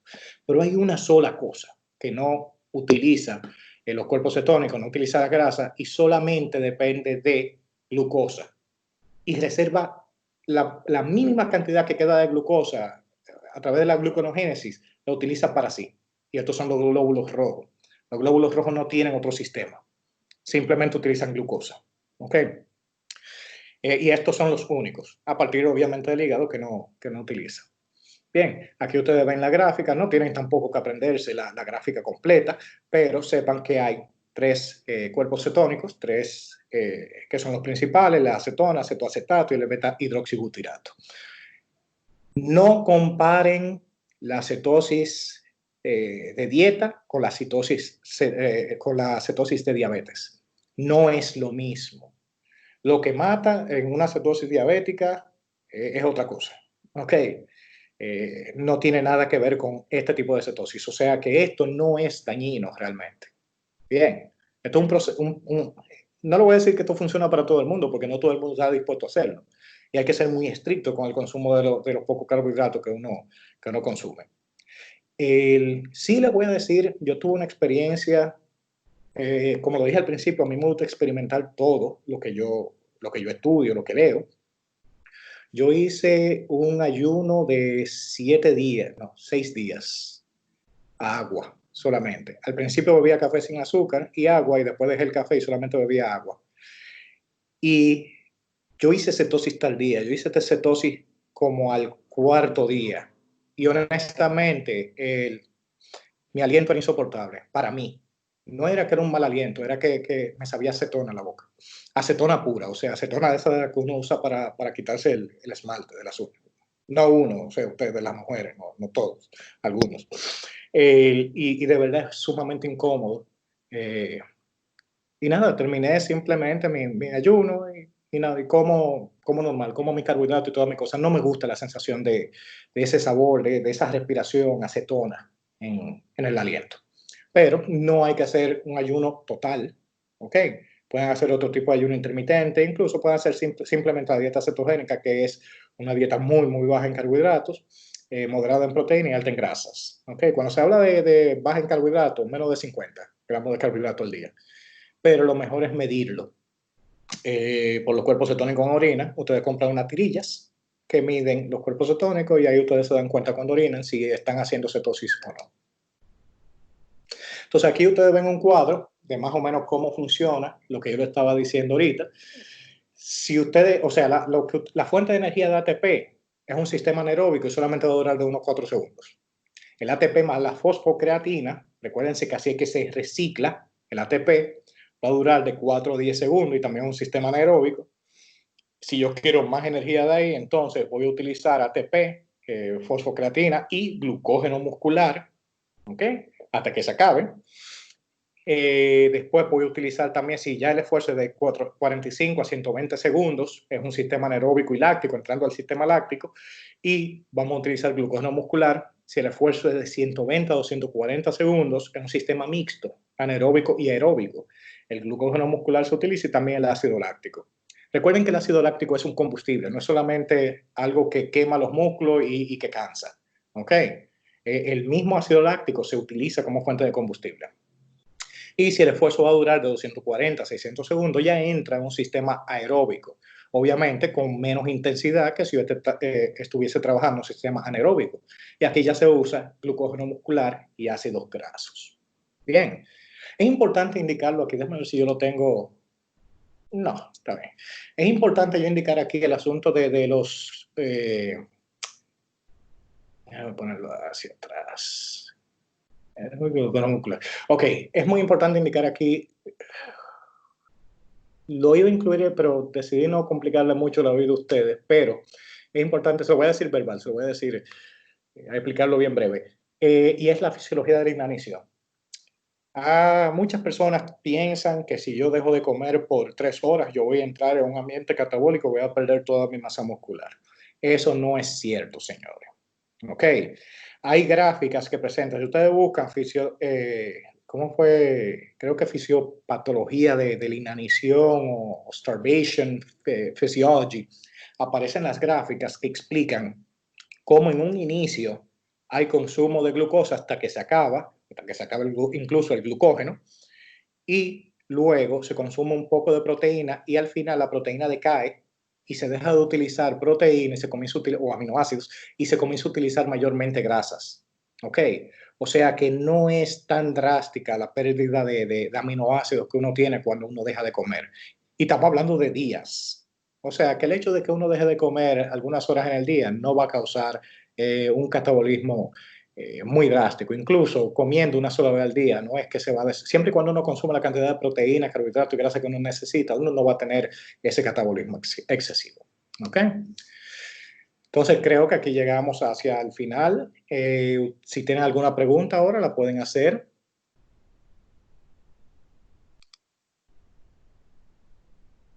A ver. Natacha, ¿estás por ahí? Sí, vamos a dar un momento a ver si ponen preguntas por el chat. Igual por Instagram nos había llegado una que era sobre las meriendas. Alguien preguntaba que cuál es su opinión sobre las meriendas cuando uno está intentando perder peso, porque le han comentado que si que en las meriendas es que está el truco para uno engordar, o sea, que termina engordando cuando está haciendo dieta. Ok. Las meriendas es una herramienta. ¿Y cómo te ayuda la merienda? Que te da menos hambre. O sea, si tú coges y en lugar, ahí es que viene el asunto que yo estaba hablando ahorita de comer 5 o 6 veces al día en lugar de 3. Ahí se incluyen, por ejemplo, 3 comidas y 2 meriendas. Cuando uno consume una merienda y come menos en general, hay menos pico de insulina. Cuando hay menos pico de insulina, hay menos hambre. ¿Ok? Si yo, por ejemplo, ahora mismo me doy mi volteo de carbohidratos, arroz, habichuela, carne, una buena cantidad, me hace un pico de insulina grandísimo y a media tarde ese pico baja y también baja la glucosa en sangre. Y eso me da hambre y tiendo a comer más. Cuando yo como una merienda, por ejemplo, me da más saciedad y yo estabilizo esos niveles de insulina en sangre para que no me haga tanto pico.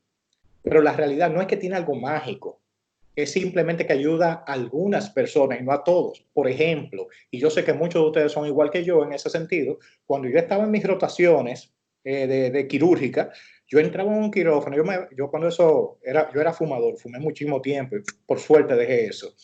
En la escuela de medicina yo fumaba y bebía muchísimo café. Yo enfrente del Gautier me bebía mi café y me fumaba mi cigarrillo y entraba al quirófano y no salía hasta las 5 de la tarde. Y yo agarraba y me daba mi buen plato de comida a las 5 de la tarde cuando salía. ¿Ok? No importa. Y yo siempre estuve flaco en ese entonces. ¿Por qué? Porque la cantidad total que yo estaba comiendo de calorías al día era menor de las que yo necesitaba. Bien, al final del día lo más importante es que para poder bajar de peso es que el consumo de calorías que yo necesito sea menor de lo que normalmente consumo y que yo use diferentes herramientas como esa de utilizar meriendas para poder llegar a esa estrategia, a poder comer menos calorías, cualquier cosa que te funcione. Ah, beber café te funciona porque te irrita el estómago y te da menos hambre. Excelente. Siempre y cuando no te dé un rebote después y te dé más hambre, no hay ningún problema, utilízalo. El asunto está en comer menos. También está el kit del asunto de utilizar, como dije ahorita, alimentos que tengan gran volumen con pocas calorías. Ejemplo, ensaladas. ¿Ok? Porque te llenan en el momento, pero no te está dando tantas calorías como para que se depositen en tejido graso. O sea que es algo más mecánico de lo que ustedes piensan, algo sencillísimo. Al final del día, consumir menos calorías. ¿Y por qué le hago esa salvedad? Porque muchas personas piensan que porque agregan una merienda, no tienen que tomar en cuenta la caloría que están consumiendo. Y cuando viene a ver, el agregar esas meriendas le está dando más calorías de las que necesitan, lo que hacen es aumentar de peso.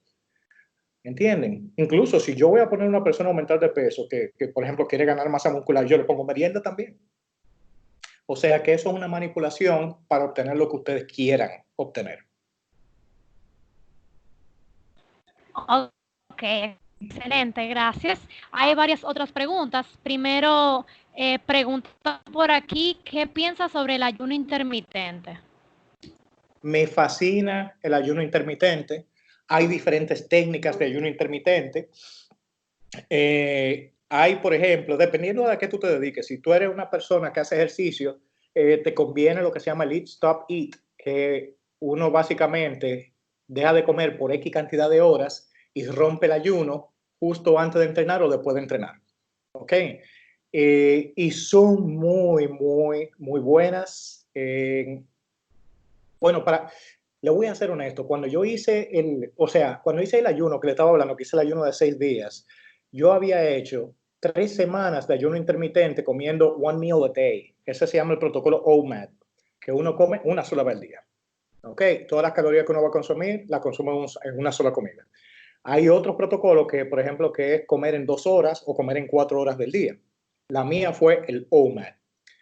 Yo primero hice ese protocolo de OMAD y después hice el ayuno completo y yo sufro de artritis psoriática y de verdad es muy, muy agresiva. A veces me levanto en la mañana y no puedo ni siquiera mover las manos.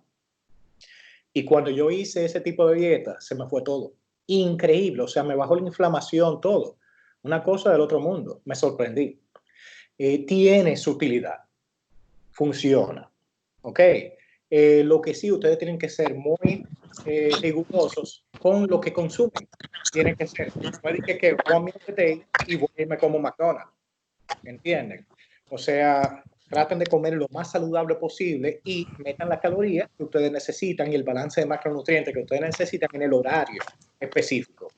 Y algo muy positivo, especialmente para ustedes, que ustedes se van a dar cuenta, cuando ustedes comen, ustedes tienen un periodo después como que ustedes ameman, ay, que la digestión, ay, que me estoy durmiendo. Cuando ustedes hacen ayuno intermitente, así que lo hacen, por ejemplo, yo nada más ceno, ustedes se van a pasar el día entero activo, el día entero con la concentración a 1000, eso es increíble, y el tiempo les rinde como ustedes no se imaginan, porque ustedes no están desayunando y no están comiendo.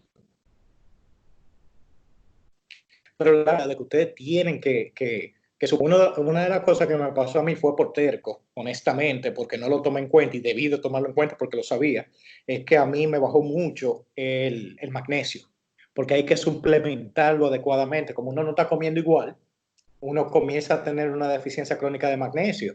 Y a mí me dio una deficiencia crónica de magnesio tan fuerte que me dio una fibrilación auricular por ese déficit de magnesio. Por suerte se me corrigió y yo de una vez me di cuenta, me medí el magnesio, me di cuenta que estaba muy bajito y simplemente me suplementé. ¿Ok? Entonces, es importante que cuando se haga, ustedes hablen con un profesional. Ustedes hablen con alguien que sepa de ayuno intermitente para que le diga qué tipo de suplementos se puede tomar, cuáles no, qué tipo de alimentación debe de llevar para que sea completa y también la meta que ustedes quieren lograr. Ejemplo, si ustedes me dicen, no, yo peso 180 libras, pero yo quiero subir masa muscular hasta pesar 210 libras, es prácticamente imposible que lo van a hacer en un ayuno intermitente, porque el ayuno intermitente no te permite el volumen de alimentos que tú necesitas para desarrollar esa masa muscular. Entonces, sí, es una muy, muy, muy buena herramienta. Yo la apoyo, tiene mucho estudio. Hay muchos profesionales jóvenes, buenos médicos que están trabajando con eso a nivel internacional, muchas investigaciones que están surgiendo, que ustedes no se imaginan lo interesante que eso es. Si ustedes quieren, pueden entrar a mi canal de YouTube, busquen Dr. Custals, y yo tengo algunos audios ahí sobre el ayuno intermitente. Me pueden escribir la pregunta y todo lo que ustedes tengan por ahí, porque es un tema que a mí me apasiona mucho estudiarlo. Y no lo estoy llevando, honestamente. Bueno, yo por lo general hago ayuno intermitente, porque así es que lo hago. Yo no desayuno y como muy tarde, como a las 5 de la tarde. Así que normalmente yo hago ayuno intermitente, pero no soy muy estricto, ¿ok? Con eso. Si yo de repente quiero consumir algo al mediodía, me lo como, pero por lo general no lo hago. ¿Ok? Entonces, soy un seguidor fiel y me gusta estudiarlo. Y si ustedes tienen un tiempecito, denle página para la izquierda en lo del ayuno intermitente y les va a gustar muchísimo. Porque de verdad eso antes era, como le mencioné anteriormente, un bro science, de que eso nada más lo decían los gimnasios, no, porque tú dejas de comer y haces esto. Pero ya eso tiene muchos estudios que te dicen el por qué eso funciona. Y realmente es efectivo. No para todo, pero para muchas cosas. Ok, súper interesante. Por aquí, otra, Diana dice, excelente charla, doctor. ¿Qué comida post-workout recomienda y qué opina de la Simo Diet? El Simón Diet es amigo mío de hace mucho. Simón está metido en el fitness desde antes de yo, mucho antes de yo empezar esto. Es una persona que tiene mucho conocimiento sobre el tema, tanto en dieta como en ejercicio. La dieta el Simón Diet es básicamente una dieta balanceada con alimentos de calidad, ¿ok? Con alimentos saludables, por lo general tratando de no usar alimentos procesados, ni nada de eso. Me gusta bastante, me gusta. Entiendan algo, señores, las dietas, hay muchas dietas que funcionan, pero la dieta tiene que ir con la personalidad de ustedes en el momento que ustedes la hagan. O sea, yo no puedo agarrar a una persona que le gusta mucho los carbohidratos y decirle que haga una dieta cetogénica. ¿Ok? Se complica mucho. Así que yo tengo que tratar de conocer a la persona y ver qué tipo de persona es para yo saber qué tipo de alimentación hacerle. ¿Ok? Perdón, me fui por el Juan Carlos Simón. ¿Cuál fue la primera parte de la pregunta? ¿Qué recomienda post-workout? O sea, de Ah, comida. ok. El post-workout pueden hacerlo de dos formas. Pueden comprar un post-workout, una batida post-workout, que hasta las mismas gainer funcionan como post-workout porque es la misma distribución de macronutrientes, pero yo soy de las personas que, a menos que tú seas un bodybuilder, un fisiculturista con una masa muscular muy grande, yo te recomiendo que no consumas la proteína, sino que simplemente consumas comida. ¿Ok? ¿Qué distribución tiene que tener esta comida? Más o menos eh, en proporción proteína, carbohidrato, 1 a 3. ¿Ok? O sea, si consumo 10 gramos de proteínas, tienen que haber 30 gramos de carbohidrato. O 20 gramos de proteína, 30 gramos de carbohidrato. Por tanto, una comida normal, salir del gimnasio, comer huevo con un puré de batata, excelente. Arroz blanco, por ejemplo, una muy buena fuente de entrada rápida de carbohidratos. Lo pueden utilizar, digamos, con pollo. ¿Ok? O un plato de pasta con pollo. La cosa es que tenga una pequeña cantidad de proteína y una cantidad mayor de carbohidratos. Así que si usted es una persona que va al gimnasio y en menos de una hora usted va a agarrar y va a comer en su casa, no tiene que tomarse un post-workout, no es necesario. ¿Ok? Puede hacerlo con la alimentación. Recuerden que la alimentación va primero que todo. Lo primero que tengo que modificar es la alimentación. No importa qué tipo de suplemento yo utilice. Si yo no modifico la alimentación, yo no voy para parte. Entonces, si tú eres una persona, un bodybuilder, ¿y por qué menciono los bodybuilder? Tú puedes usar, obviamente, el post-workout como batida. ¿Por qué menciono bodybuilder? Porque el bodybuilder, al tener una mayor masa muscular, necesita empezar su post-workout para recuperar las calorías que quemó desde que termina de entrenar. ¿Ok? Para poder, porque las calorías que tú quemaste y los macronutrientes que tú gastaste en el entrenamiento, tú no los repones en una sola comida. ¿Ok? Tú los repones en varias comidas. Por tanto, el bodybuilder tiene que consumir quizás una batida de post-workout, después llegar a su casa y comer más carbohidratos, más proteína, hasta que llegue a llenar su reserva. ¿Ok? Pero eso es un caso aparte. Yo veo muchas personas, señores, que siguen consejos de bodybuilder sin ser bodybuilder. Ah, no, que yo estoy haciendo la rutina de Arnold. Señores, ¿cómo tú haces la rutina de Arnold Schwarzenegger si tú pesas como 50 libras mojado? O sea, no. Tú tienes que hacer la dieta que hacía Arnold cuando pesaba 50 libras mojado para ser como Arnold. ¿Entienden? Entonces, he visto mucho y lo critico muchísimo. He visto, estando en los gimnasios, yo veía de repente una joven que salía de la clase de Zumba y le pedía un post-workout a la muchacha de la cafetería. Por Dios, tú lo que hiciste fue una clase de Zumba. Tú no necesitas un post-workout. ¿Entiendes? Entonces, hay muchas cosas, muchos consejos que uno escucha por ahí que son consejos que son buenos, pero para otro tipo de público. ¿Entienden? En el caso de Juan Carlos Simón, Juan Carlos Simón ha evolucionado de una forma tan positiva a través de los años que me ha fascinado. O sea, Juan Carlos Simón era partidario de ser bien hardcore y con unas dietas bien estrictas. Sin embargo, él ahora trabaja de una forma más inteligente. porque él lee mucho, ha estudiado mucho y ha progresado a través del tiempo. Y me encanta escucharlo, a mí me encanta escuchar los consejos que él da. No estoy de acuerdo con todo, obviamente, yo tengo mi escuela de pensamiento, él tiene su escuela de pensamiento, pero me gusta seguirlo, me gusta informarme de él, tiene muchas cápsulas interesantes, ¿ok? Pero como dije, no se casen, señores, con una dieta. Ah, no, que la dieta cetogénica es la única que funciona. No, señores, no es la única que funciona. Hay muchas cosas que funcionan, siempre y cuando sigan las reglas básicas que le acabo de explicar en este taller. ¿Ok? Que eso es lo importante. Bueno, la siguiente pregunta precisamente tiene que ver con eso que mencionaba, la dieta cetogénica. Preguntan, ¿considera que la dieta cetogénica es superior a cualquier otra dieta hipocalórica? También existe una razón bioquímica por la que las personas que están en keto tienen menos ansiedad y los ayunos se hacen más fácil. Sí, sí, definitivamente. Por eso fue que yo hice una dieta cetogénica antes de entrar al ayuno. ¿Ok? Y me quedé entonces bajo en carbohidrato y no me fue tan drástico el cambio. No es superior, no es superior. ¿Por qué? Porque la mejor dieta es la dieta que puede mantenerse de por vida, si es posible.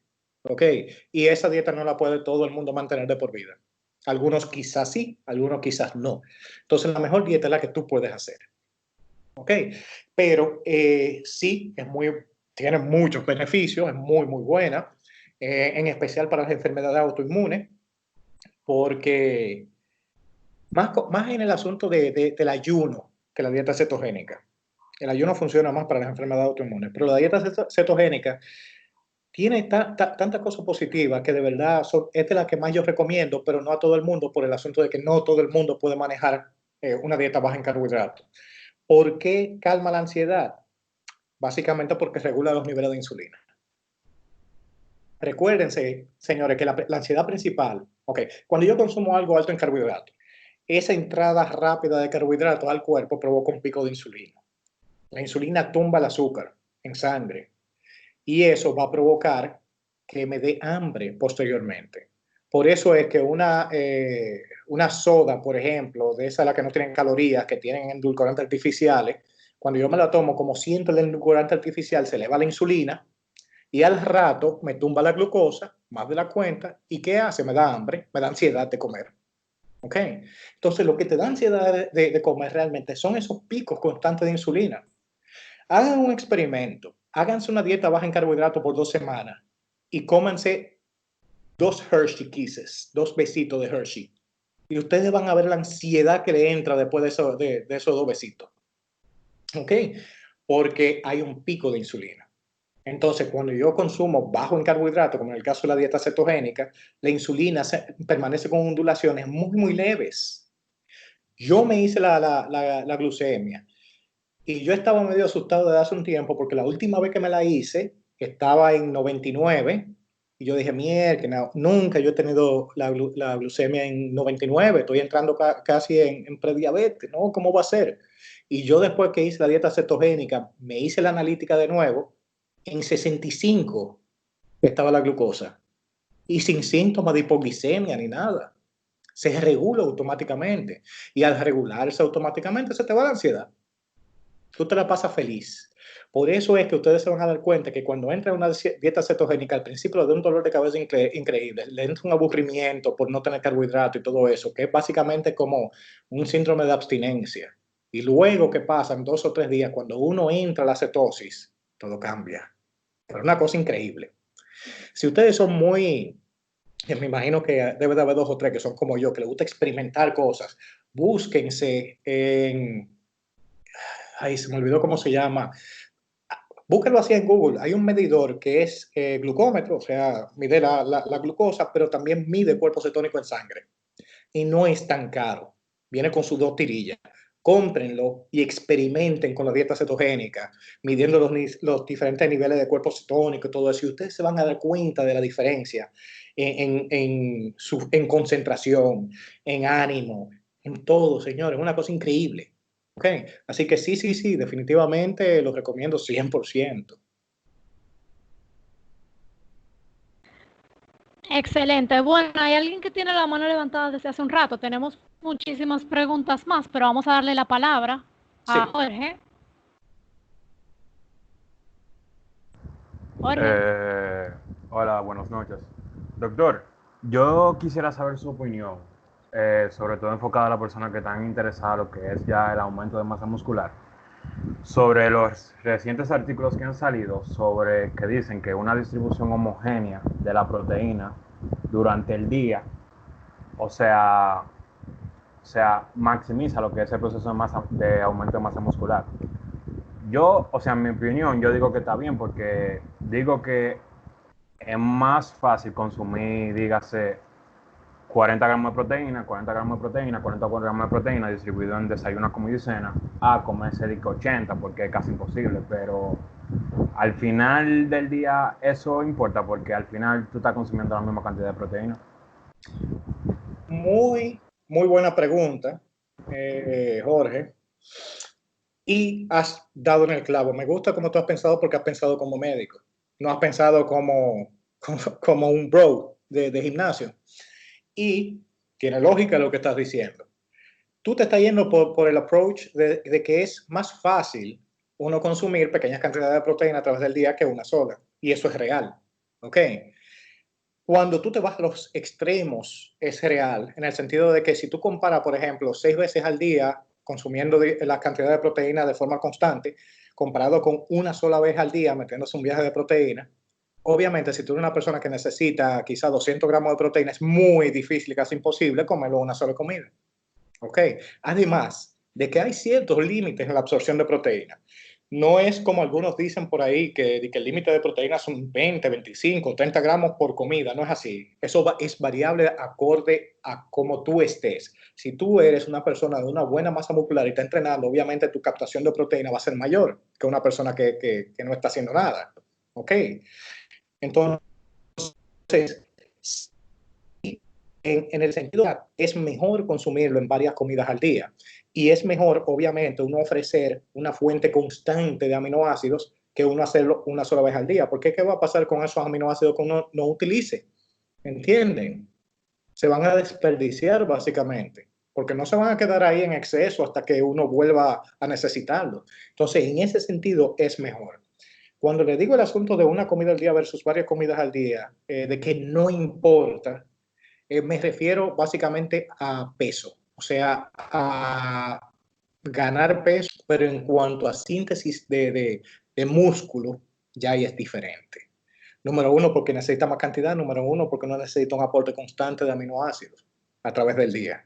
Bien, entonces, por eso, una persona que quiere desarrollar una buena masa muscular debería, sí, de distribuir las proteínas a través de varias comidas. Es, y lo digo por experiencia, señores, se vuelve muy difícil cuando usted pasa las 200 libras, uno hacer eso, porque es mucha la cantidad de proteína que uno necesita. Normalmente lo que se recomienda es 1.5 gramos de proteína por libra para un anabolismo, una persona que de verdad quiere crecer. Eh, y eso es mucho, señores, no es fácil. Entonces ya después que uno pasa de 200 libras, creo que es obligatorio uno hacerlo así, distribuido en varias comidas, porque no, en 3 comidas tú no te puedes comer esa cantidad de proteína, es imposible. ¿Cuánto huevo y cuánta pechuga de pollo uno tiene que comerse un día para meterse 250 gramos de proteína o 200 gramos de proteína? Así que me gustó cómo pensaste, Jorge, y realmente sí, tienes toda la razón en el sentido de que es mejor distribuirlo. Pero no hay esa ventana, como estaban diciendo, que no puedes consumir por comida más de 30 gramos, 25 gramos de proteína, porque de que no lo vas a absorber. Eso es mentira. Tú puedes absorberlo dependiendo de lo que tú hagas. Si tú estás entrenando de forma intensa y tienes buena masa muscular y lo necesitas, el cuerpo va a buscar la forma de conseguirlo. ¿Ok? Espero que eso haya respondido tu pregunta. Sí, sí. Gracias, doctor. Bueno, entonces seguimos con la dieta keto. Parece que llama mucho la atención. Preguntan por aquí, ¿cómo implementaría la dieta cetogénica con el aumento de masa muscular? Se puede implementar, se puede implementar. Lo que es más difícil es, por ejemplo, si tú eres un atleta explosivo, le hace un sprinter o un levantador olímpico que necesita tener una buena carga de glucógeno cuando esté entrenando, salvo eso, lo puede hacer sin problema. Yo tengo muchos compañeros, no recuerdo si Simón está siguiendo dieta cetogénica ahora, pero por ejemplo Checo, no sé si ustedes conocen a Checo, él le gusta comer paleo muy bajo en carbohidratos. Recuérdense que el paleo y la dieta cetogénica se parecen un poco, en el sentido de que ambos son bajos en carbohidratos. Lo único que la cetogénica es mucho más baja en carbohidratos y alta en grasas. No es difícil, lo que es difícil es lidiar con el cansancio, porque la dieta cetogénica es muy útil para llevar niveles de ánimo y de energía normales en una persona que no tiene una actividad muy intensa. Pero en el momento que uno mete las pesas, es un poquito difícil, pero si te acostumbras no hay ningún problema, eso es lo único que tienes que manejar. Lo puedes resolver con un bulletproof coffee, te metes un café con buena cantidad de mantequilla y no hay ningún problema y puedes entrenar. Ahora, cuando viene lo que es, como dije, el entrenamiento explosivo, tú vas a tener una deficiencia, tú no vas a entrenar igual que una persona que está consumiendo una buena cantidad de carbohidratos, pero puede, siempre y cuando tenga el excedente calórico y la cantidad adecuada de proteína, no vas a tener problema para crecer. Recuerden que el desarrollo de masa muscular es un aumento de calorías por encima de lo que uno necesita, más un entrenamiento de resistencia muscular. Si yo no hago resistencia de entrenamiento, si no hago entrenamiento de resistencia muscular, entonces lo que hago es que engordo. Todo se acumula en tejido graso. Yo tengo que destruir masa muscular para que eso se pueda utilizar y pueda crecer. Entonces yo le estoy ofreciendo los sustratos de los aminoácidos necesarios para que ocurra ese crecimiento. Lo único que me va a faltar es la energía inmediata de los carbohidratos para poder entrenar adecuadamente.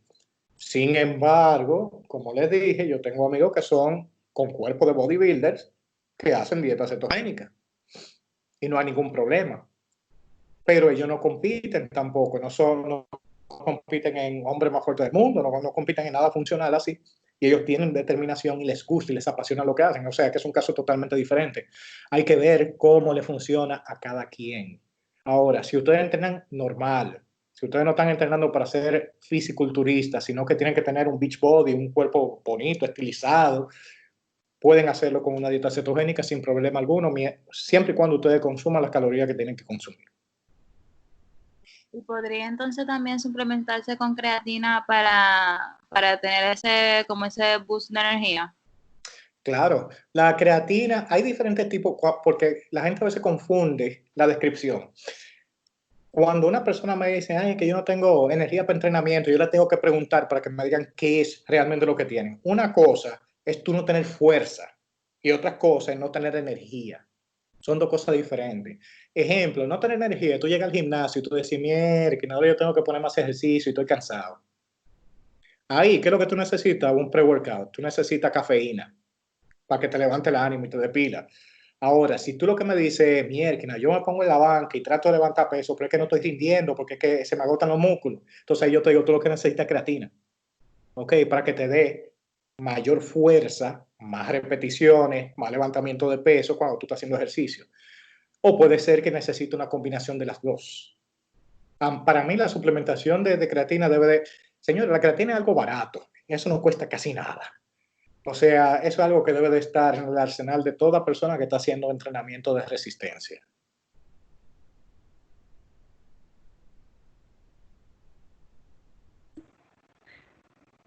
Ok, seguimos entonces. Sí. Por aquí dice alguien, ¿cómo puedo subir de peso? Soy una persona delgada de toda la vida, como de todo y nada. Ok. Hay que hacer un análisis con las personas que eso me lo dicen todas las personas que son flacas. Yo como de todo y nada. Esa es la frase que siempre dicen. Cuando yo estaba en la escuela de medicina, mi compañera de siempre pesaba como 90 libras, era flaquita. Y en un momento, cuando estábamos más vagos en las rotaciones, dijimos, pero ven acá, nosotros comemos muchísimo y siempre, nunca cogemos libra. Cuando eso yo estaba, no era de que súper delgado, pero no cogía libra y yo comía mucho. Y nosotros decíamos, pero señores, pero ¿cómo es el asunto? Siempre hemos sabido que si tú comes más calorías, que engorda. ¿Por qué uno no engorda? Es el metabolismo, ¿qué es lo que está pasando? Entonces nosotros agarramos los dos y comenzamos a usar el MyFitnessPal metiendo todo lo que nosotros comíamos, todo, pesando los alimentos y todo el día entero, la noche, durante 2 semanas. ¿Qué nos dimos cuenta? Que nosotros nos dábamos hartura, nos dábamos volteo, pero una sola vez al día. ¿Entiendes? Nosotros agarrábamos y nos comíamos un plato, pero un volteo de comida, pero cuando tú lo calculas, quizá ese volteo de comida tenía 1200 calorías y yo necesito 2000. ¿Entienden? Ahora, cuando uno lo ve, la gente te ve y dice, oh, pero tú comes más que una lima. Pero realmente eso no es lo que sucede. En ese momento tú estás comiendo mucho, pero cuando tú lo calculas al final del día, no es tanto. También ocurre el fenómeno de que uno come ciertos días y otros no. Entonces, vamos a suponer que tú eres una persona que necesita 2000 calorías diarias para mantener tu peso. Y tú te estás comiendo 2100 de lunes a viernes, pero el sábado tú no comes nada. Y el domingo quizás tú te metes 100 calorías, 200 calorías. Cuando viene a ver, tú estás perdiendo peso. Entonces, por eso digo que hay que analizar cada caso, hay que ver, medir las calorías del día y ver si realmente uno está consumiendo las calorías que son. El asunto de mucho es muy relativo. Mi mamá es sobrepeso, obesa, y yo le tengo que preguntar cuando yo le digo, ¿qué tanto tú estás comiendo? Yo tengo que le tengo que decir que me diga específicamente qué tanto, el tamaño, el peso, porque si no, ella me va a decir que poco, ¿entienden? Y también está el asunto del tipo de alimentos que consumen. Si son alimentos que tienen un gran volumen calórico o no. Porque si está dándose unos platos grandísimos de comida que tienen pocas calorías, entonces no se está haciendo nada. Lo que recomiendo con las personas que quieren aumentar de peso y no ven dónde está el problema es que lleven un diario, lo pueden hacer en MyFitnessPal, en la aplicación, van entrando todo, cómprense una balanza, un pesito y vayan pesando todo por 1 o 2 semanas. Y ustedes se van a dar cuenta que no están consumiendo las calorías que tienen que consumir de forma constante. ¿Ok? Porque funciona bien. Hay que tener mucho cuidado con los consejos que ustedes dan como médicos, porque a esa misma amiga mía, mi compañera, a esa misma, ya estaba flaquita, desde chiquita, siempre ha sido flaca, y cuando la llevaron al médico para hablarle sobre eso, el doctor le dijo que lo que tenía que comer era mucho helado. ¿Entienden? Entonces, aunque desde un punto de vista tienes razón, tienes que meter más calorías, el helado no es lo mejor, porque le está metiendo glucosa, le está metiendo básicamente un viaje de azúcar. Y ustedes saben que los flacos pueden llegar a ser diabéticos tipo 2. Si meten mucho azúcar, cuando de repente son viejos, comienzan a desarrollar una diabetes tipo 2 por eso. Entonces uno tiene que tener cuidado con lo que come. Aumentar de peso es más difícil que bajar. Por la sencilla razón de que para bajar de peso, uno tiene que hacer un déficit calórico solamente por un tiempo hasta que uno llega a su peso. Sin embargo, para aumentar de peso, uno tiene que cambiar para siempre su ingesta de alimentos. Y por lo general, el que es delgado no tiene la costumbre de comer. No le pone atención, le pone atención a otras cosas. ¿Ok? O sea, yo tengo más o menos ese pensamiento que ya últimamente, después de viejo, estoy comiendo más, pero aún así yo soy una persona que descuida mucho el comer, que por estar trabajando se me olvida comer. Entonces, la mayoría de las personas que son bajo peso son así. Tienen que estar arriba de eso. Así que mi consejo es que haga un diario, vea qué es lo que está ocurriendo ahí y después que determine esa cantidad de alimento y diga, ok, yo estoy consumiendo, vamos a suponer, 1200 calorías en promedio en cada semana diaria. Entonces vamos a subirle a eso 500 calorías. ¿De qué? Puede ser un carbohidrato, no tiene que ser algo de otro mundo, un platico de avena extra. A ver qué pasa. Entonces, a la semana que viene vuelve y se pesa y ve si está aumentando de peso. Es un asunto muchas veces de ensayo y error. Ese asunto de que como dicen los viejos, que esos parásitos que tiene, eso no tiene nada que ver. Absolutamente.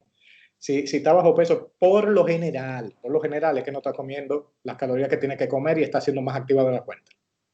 O, obviamente, señores, yo como médico tengo que decirlo, que no se me pase, verifiquen si hay un hipertiroidismo.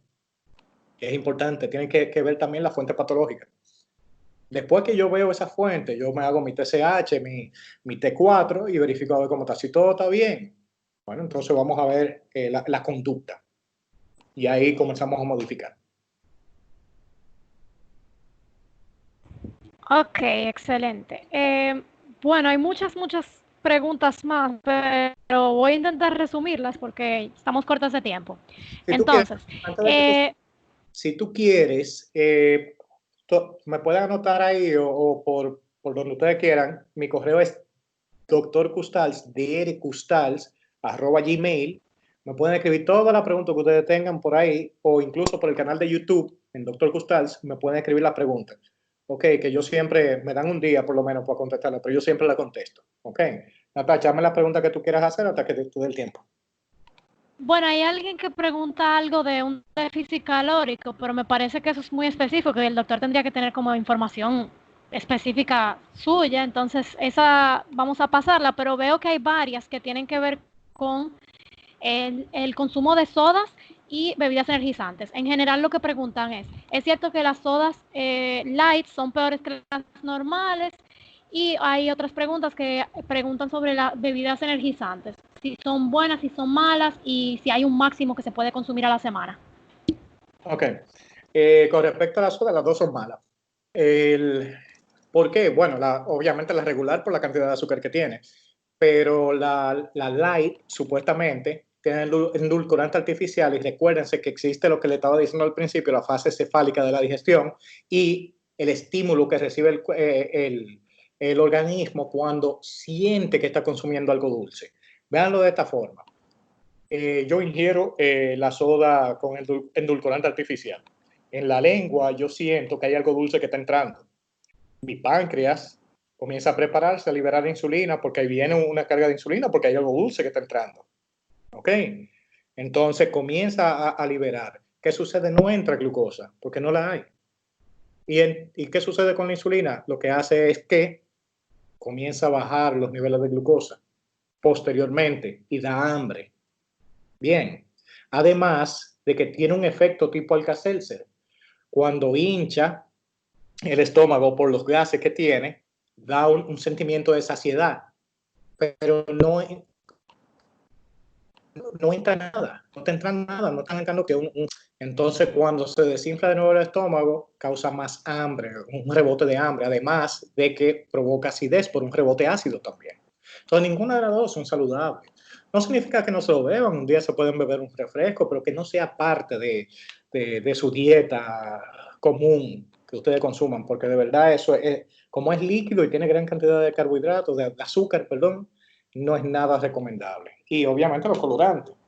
En cuanto a la bebida energizante, yo soy más fanático del café, honestamente, pero bien, lo mismo básicamente, lo mismo de refresco, el asunto de la soda, el asunto de todos los ingredientes que tiene, pero no se vayan tan al extremo como que causa problemas cardíacos.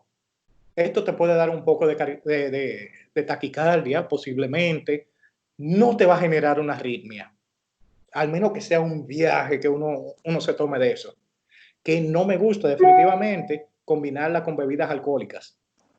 Bien, no me gusta estar ligando un depresor con un estimulante del sistema nervioso. Es como un crash muy grande. No me gusta hacer eso, ese rejuego. Pero que ustedes se tomen uno porque tienen un examen, tienen que estudiar y se lo beben, perfecto, no hay ningún problema. Me gusta más el café a mí, pero cada quien tiene lo suyo. Si quieren un saborcito, una cosa así, pero no se excedan por el azúcar o el endulcorante artificial que tiene o los colorantes. Nada químico es bueno. Bien, pero tampoco es, como dije, que ustedes le van a decir a alguien, no te lo tomas porque eso te va a dar un infarto. Señores, porque a alguien un día le dio un infarto porque se metió 7 de eso es una cosa, pero el que tú te bebas uno no te va a hacer daño. Entonces, hay que buscar a veces un balance en las personas en el cual uno rejuegue salud por un lado y sociedad por otro. Si tú eres un ser social, tú sabes que tú de vez en cuando quizás te vas a beber una cervecita o quizás vas a comer, vas a hacer un desarreglo en la alimentación. Eso es normal, así que eso uno lo tiene que contemplar. ¿Ok? Así que si quieren beberse un día, no importa, se lo pueden beber. La cosa es que no hagan esos excesos. ¿Ok? Y si lo que quieren es despertarse, bebanse un café, señores. No es necesario más de ahí. Y no es necesario, yo soy cafetero, pero no es necesario darse volteo de café, de que taza grandísima de café, porque llega un punto en que uno está saturado y más café no le va a hacer absolutamente nada. Bien, entonces el efecto es mucho mejor cuando uno hace una tacita de espresso, por ejemplo, se la bebe una vez al día y eso lo va a despertar por un buen tiempo. Ok, ahora, si ustedes quieren estudiar, se están durmiendo, Lo que saben algo de ejercicio, háganse 30 burpees cuando ustedes se están durmiendo y ustedes van a ver cómo se les quita el sueño de una vez y pueden seguir estudiando. ¿Ok? Ustedes se activan simplemente. O hagan marineros, sino que nada, hacer burpees, hagan algo, o salta cuica. Y ustedes se van a dar cuenta cómo ustedes se despiertan de nuevo y no necesitan la bebida energizante. Bueno, doctor, muchísimas gracias. Yo creo que todos le hemos sacado muchísimo provecho a la charla. Quedaron preguntas, pero dejaré su contacto aquí por el chat de la charla y todos lo pueden contactar. Él también tiene un Instagram que lo compartimos en nuestro Instagram del CEMET, donde también pueden ver lo que el doctor publica. Y nada, doctor, una vez más, gracias por acompañarnos al CEMET en otra colaboración. Los chicos dicen por el chat, excelente charla, que fue chulísimo y que muchísimas gracias. Señora, muchísimas gracias a ustedes. Ustedes saben que siempre cuentan conmigo para lo que necesiten. También para los que necesitan información sobre el USMLE. A mí me gusta mucho ayudar a las personas con eso, lo que se van a ir. Ya yo voy a tomar el Step 3 ahora. Esperemos que vaya bien. Así que yo también ayudo mucho a las personas con eso. Si necesitan información me pueden escribir a mi canal. Ojo, no sé, pero tengo que verificar el Instagram que ustedes tienen. Yo tengo 2 Instagram. Hay uno que es Dr. Custals y otro que es el personal mío. En el Dr. Custals es que yo publico más las cosas profesionales. Me pueden agregar a los 2 si quieren. Okay. Me pueden preguntar por cualquiera de los 2, pero si quieren ver las cosas profesionales que publico, están en el de Dr. Custals. ¿Ok? Así que muchísimas gracias, de verdad. Pueden sí, nosotros...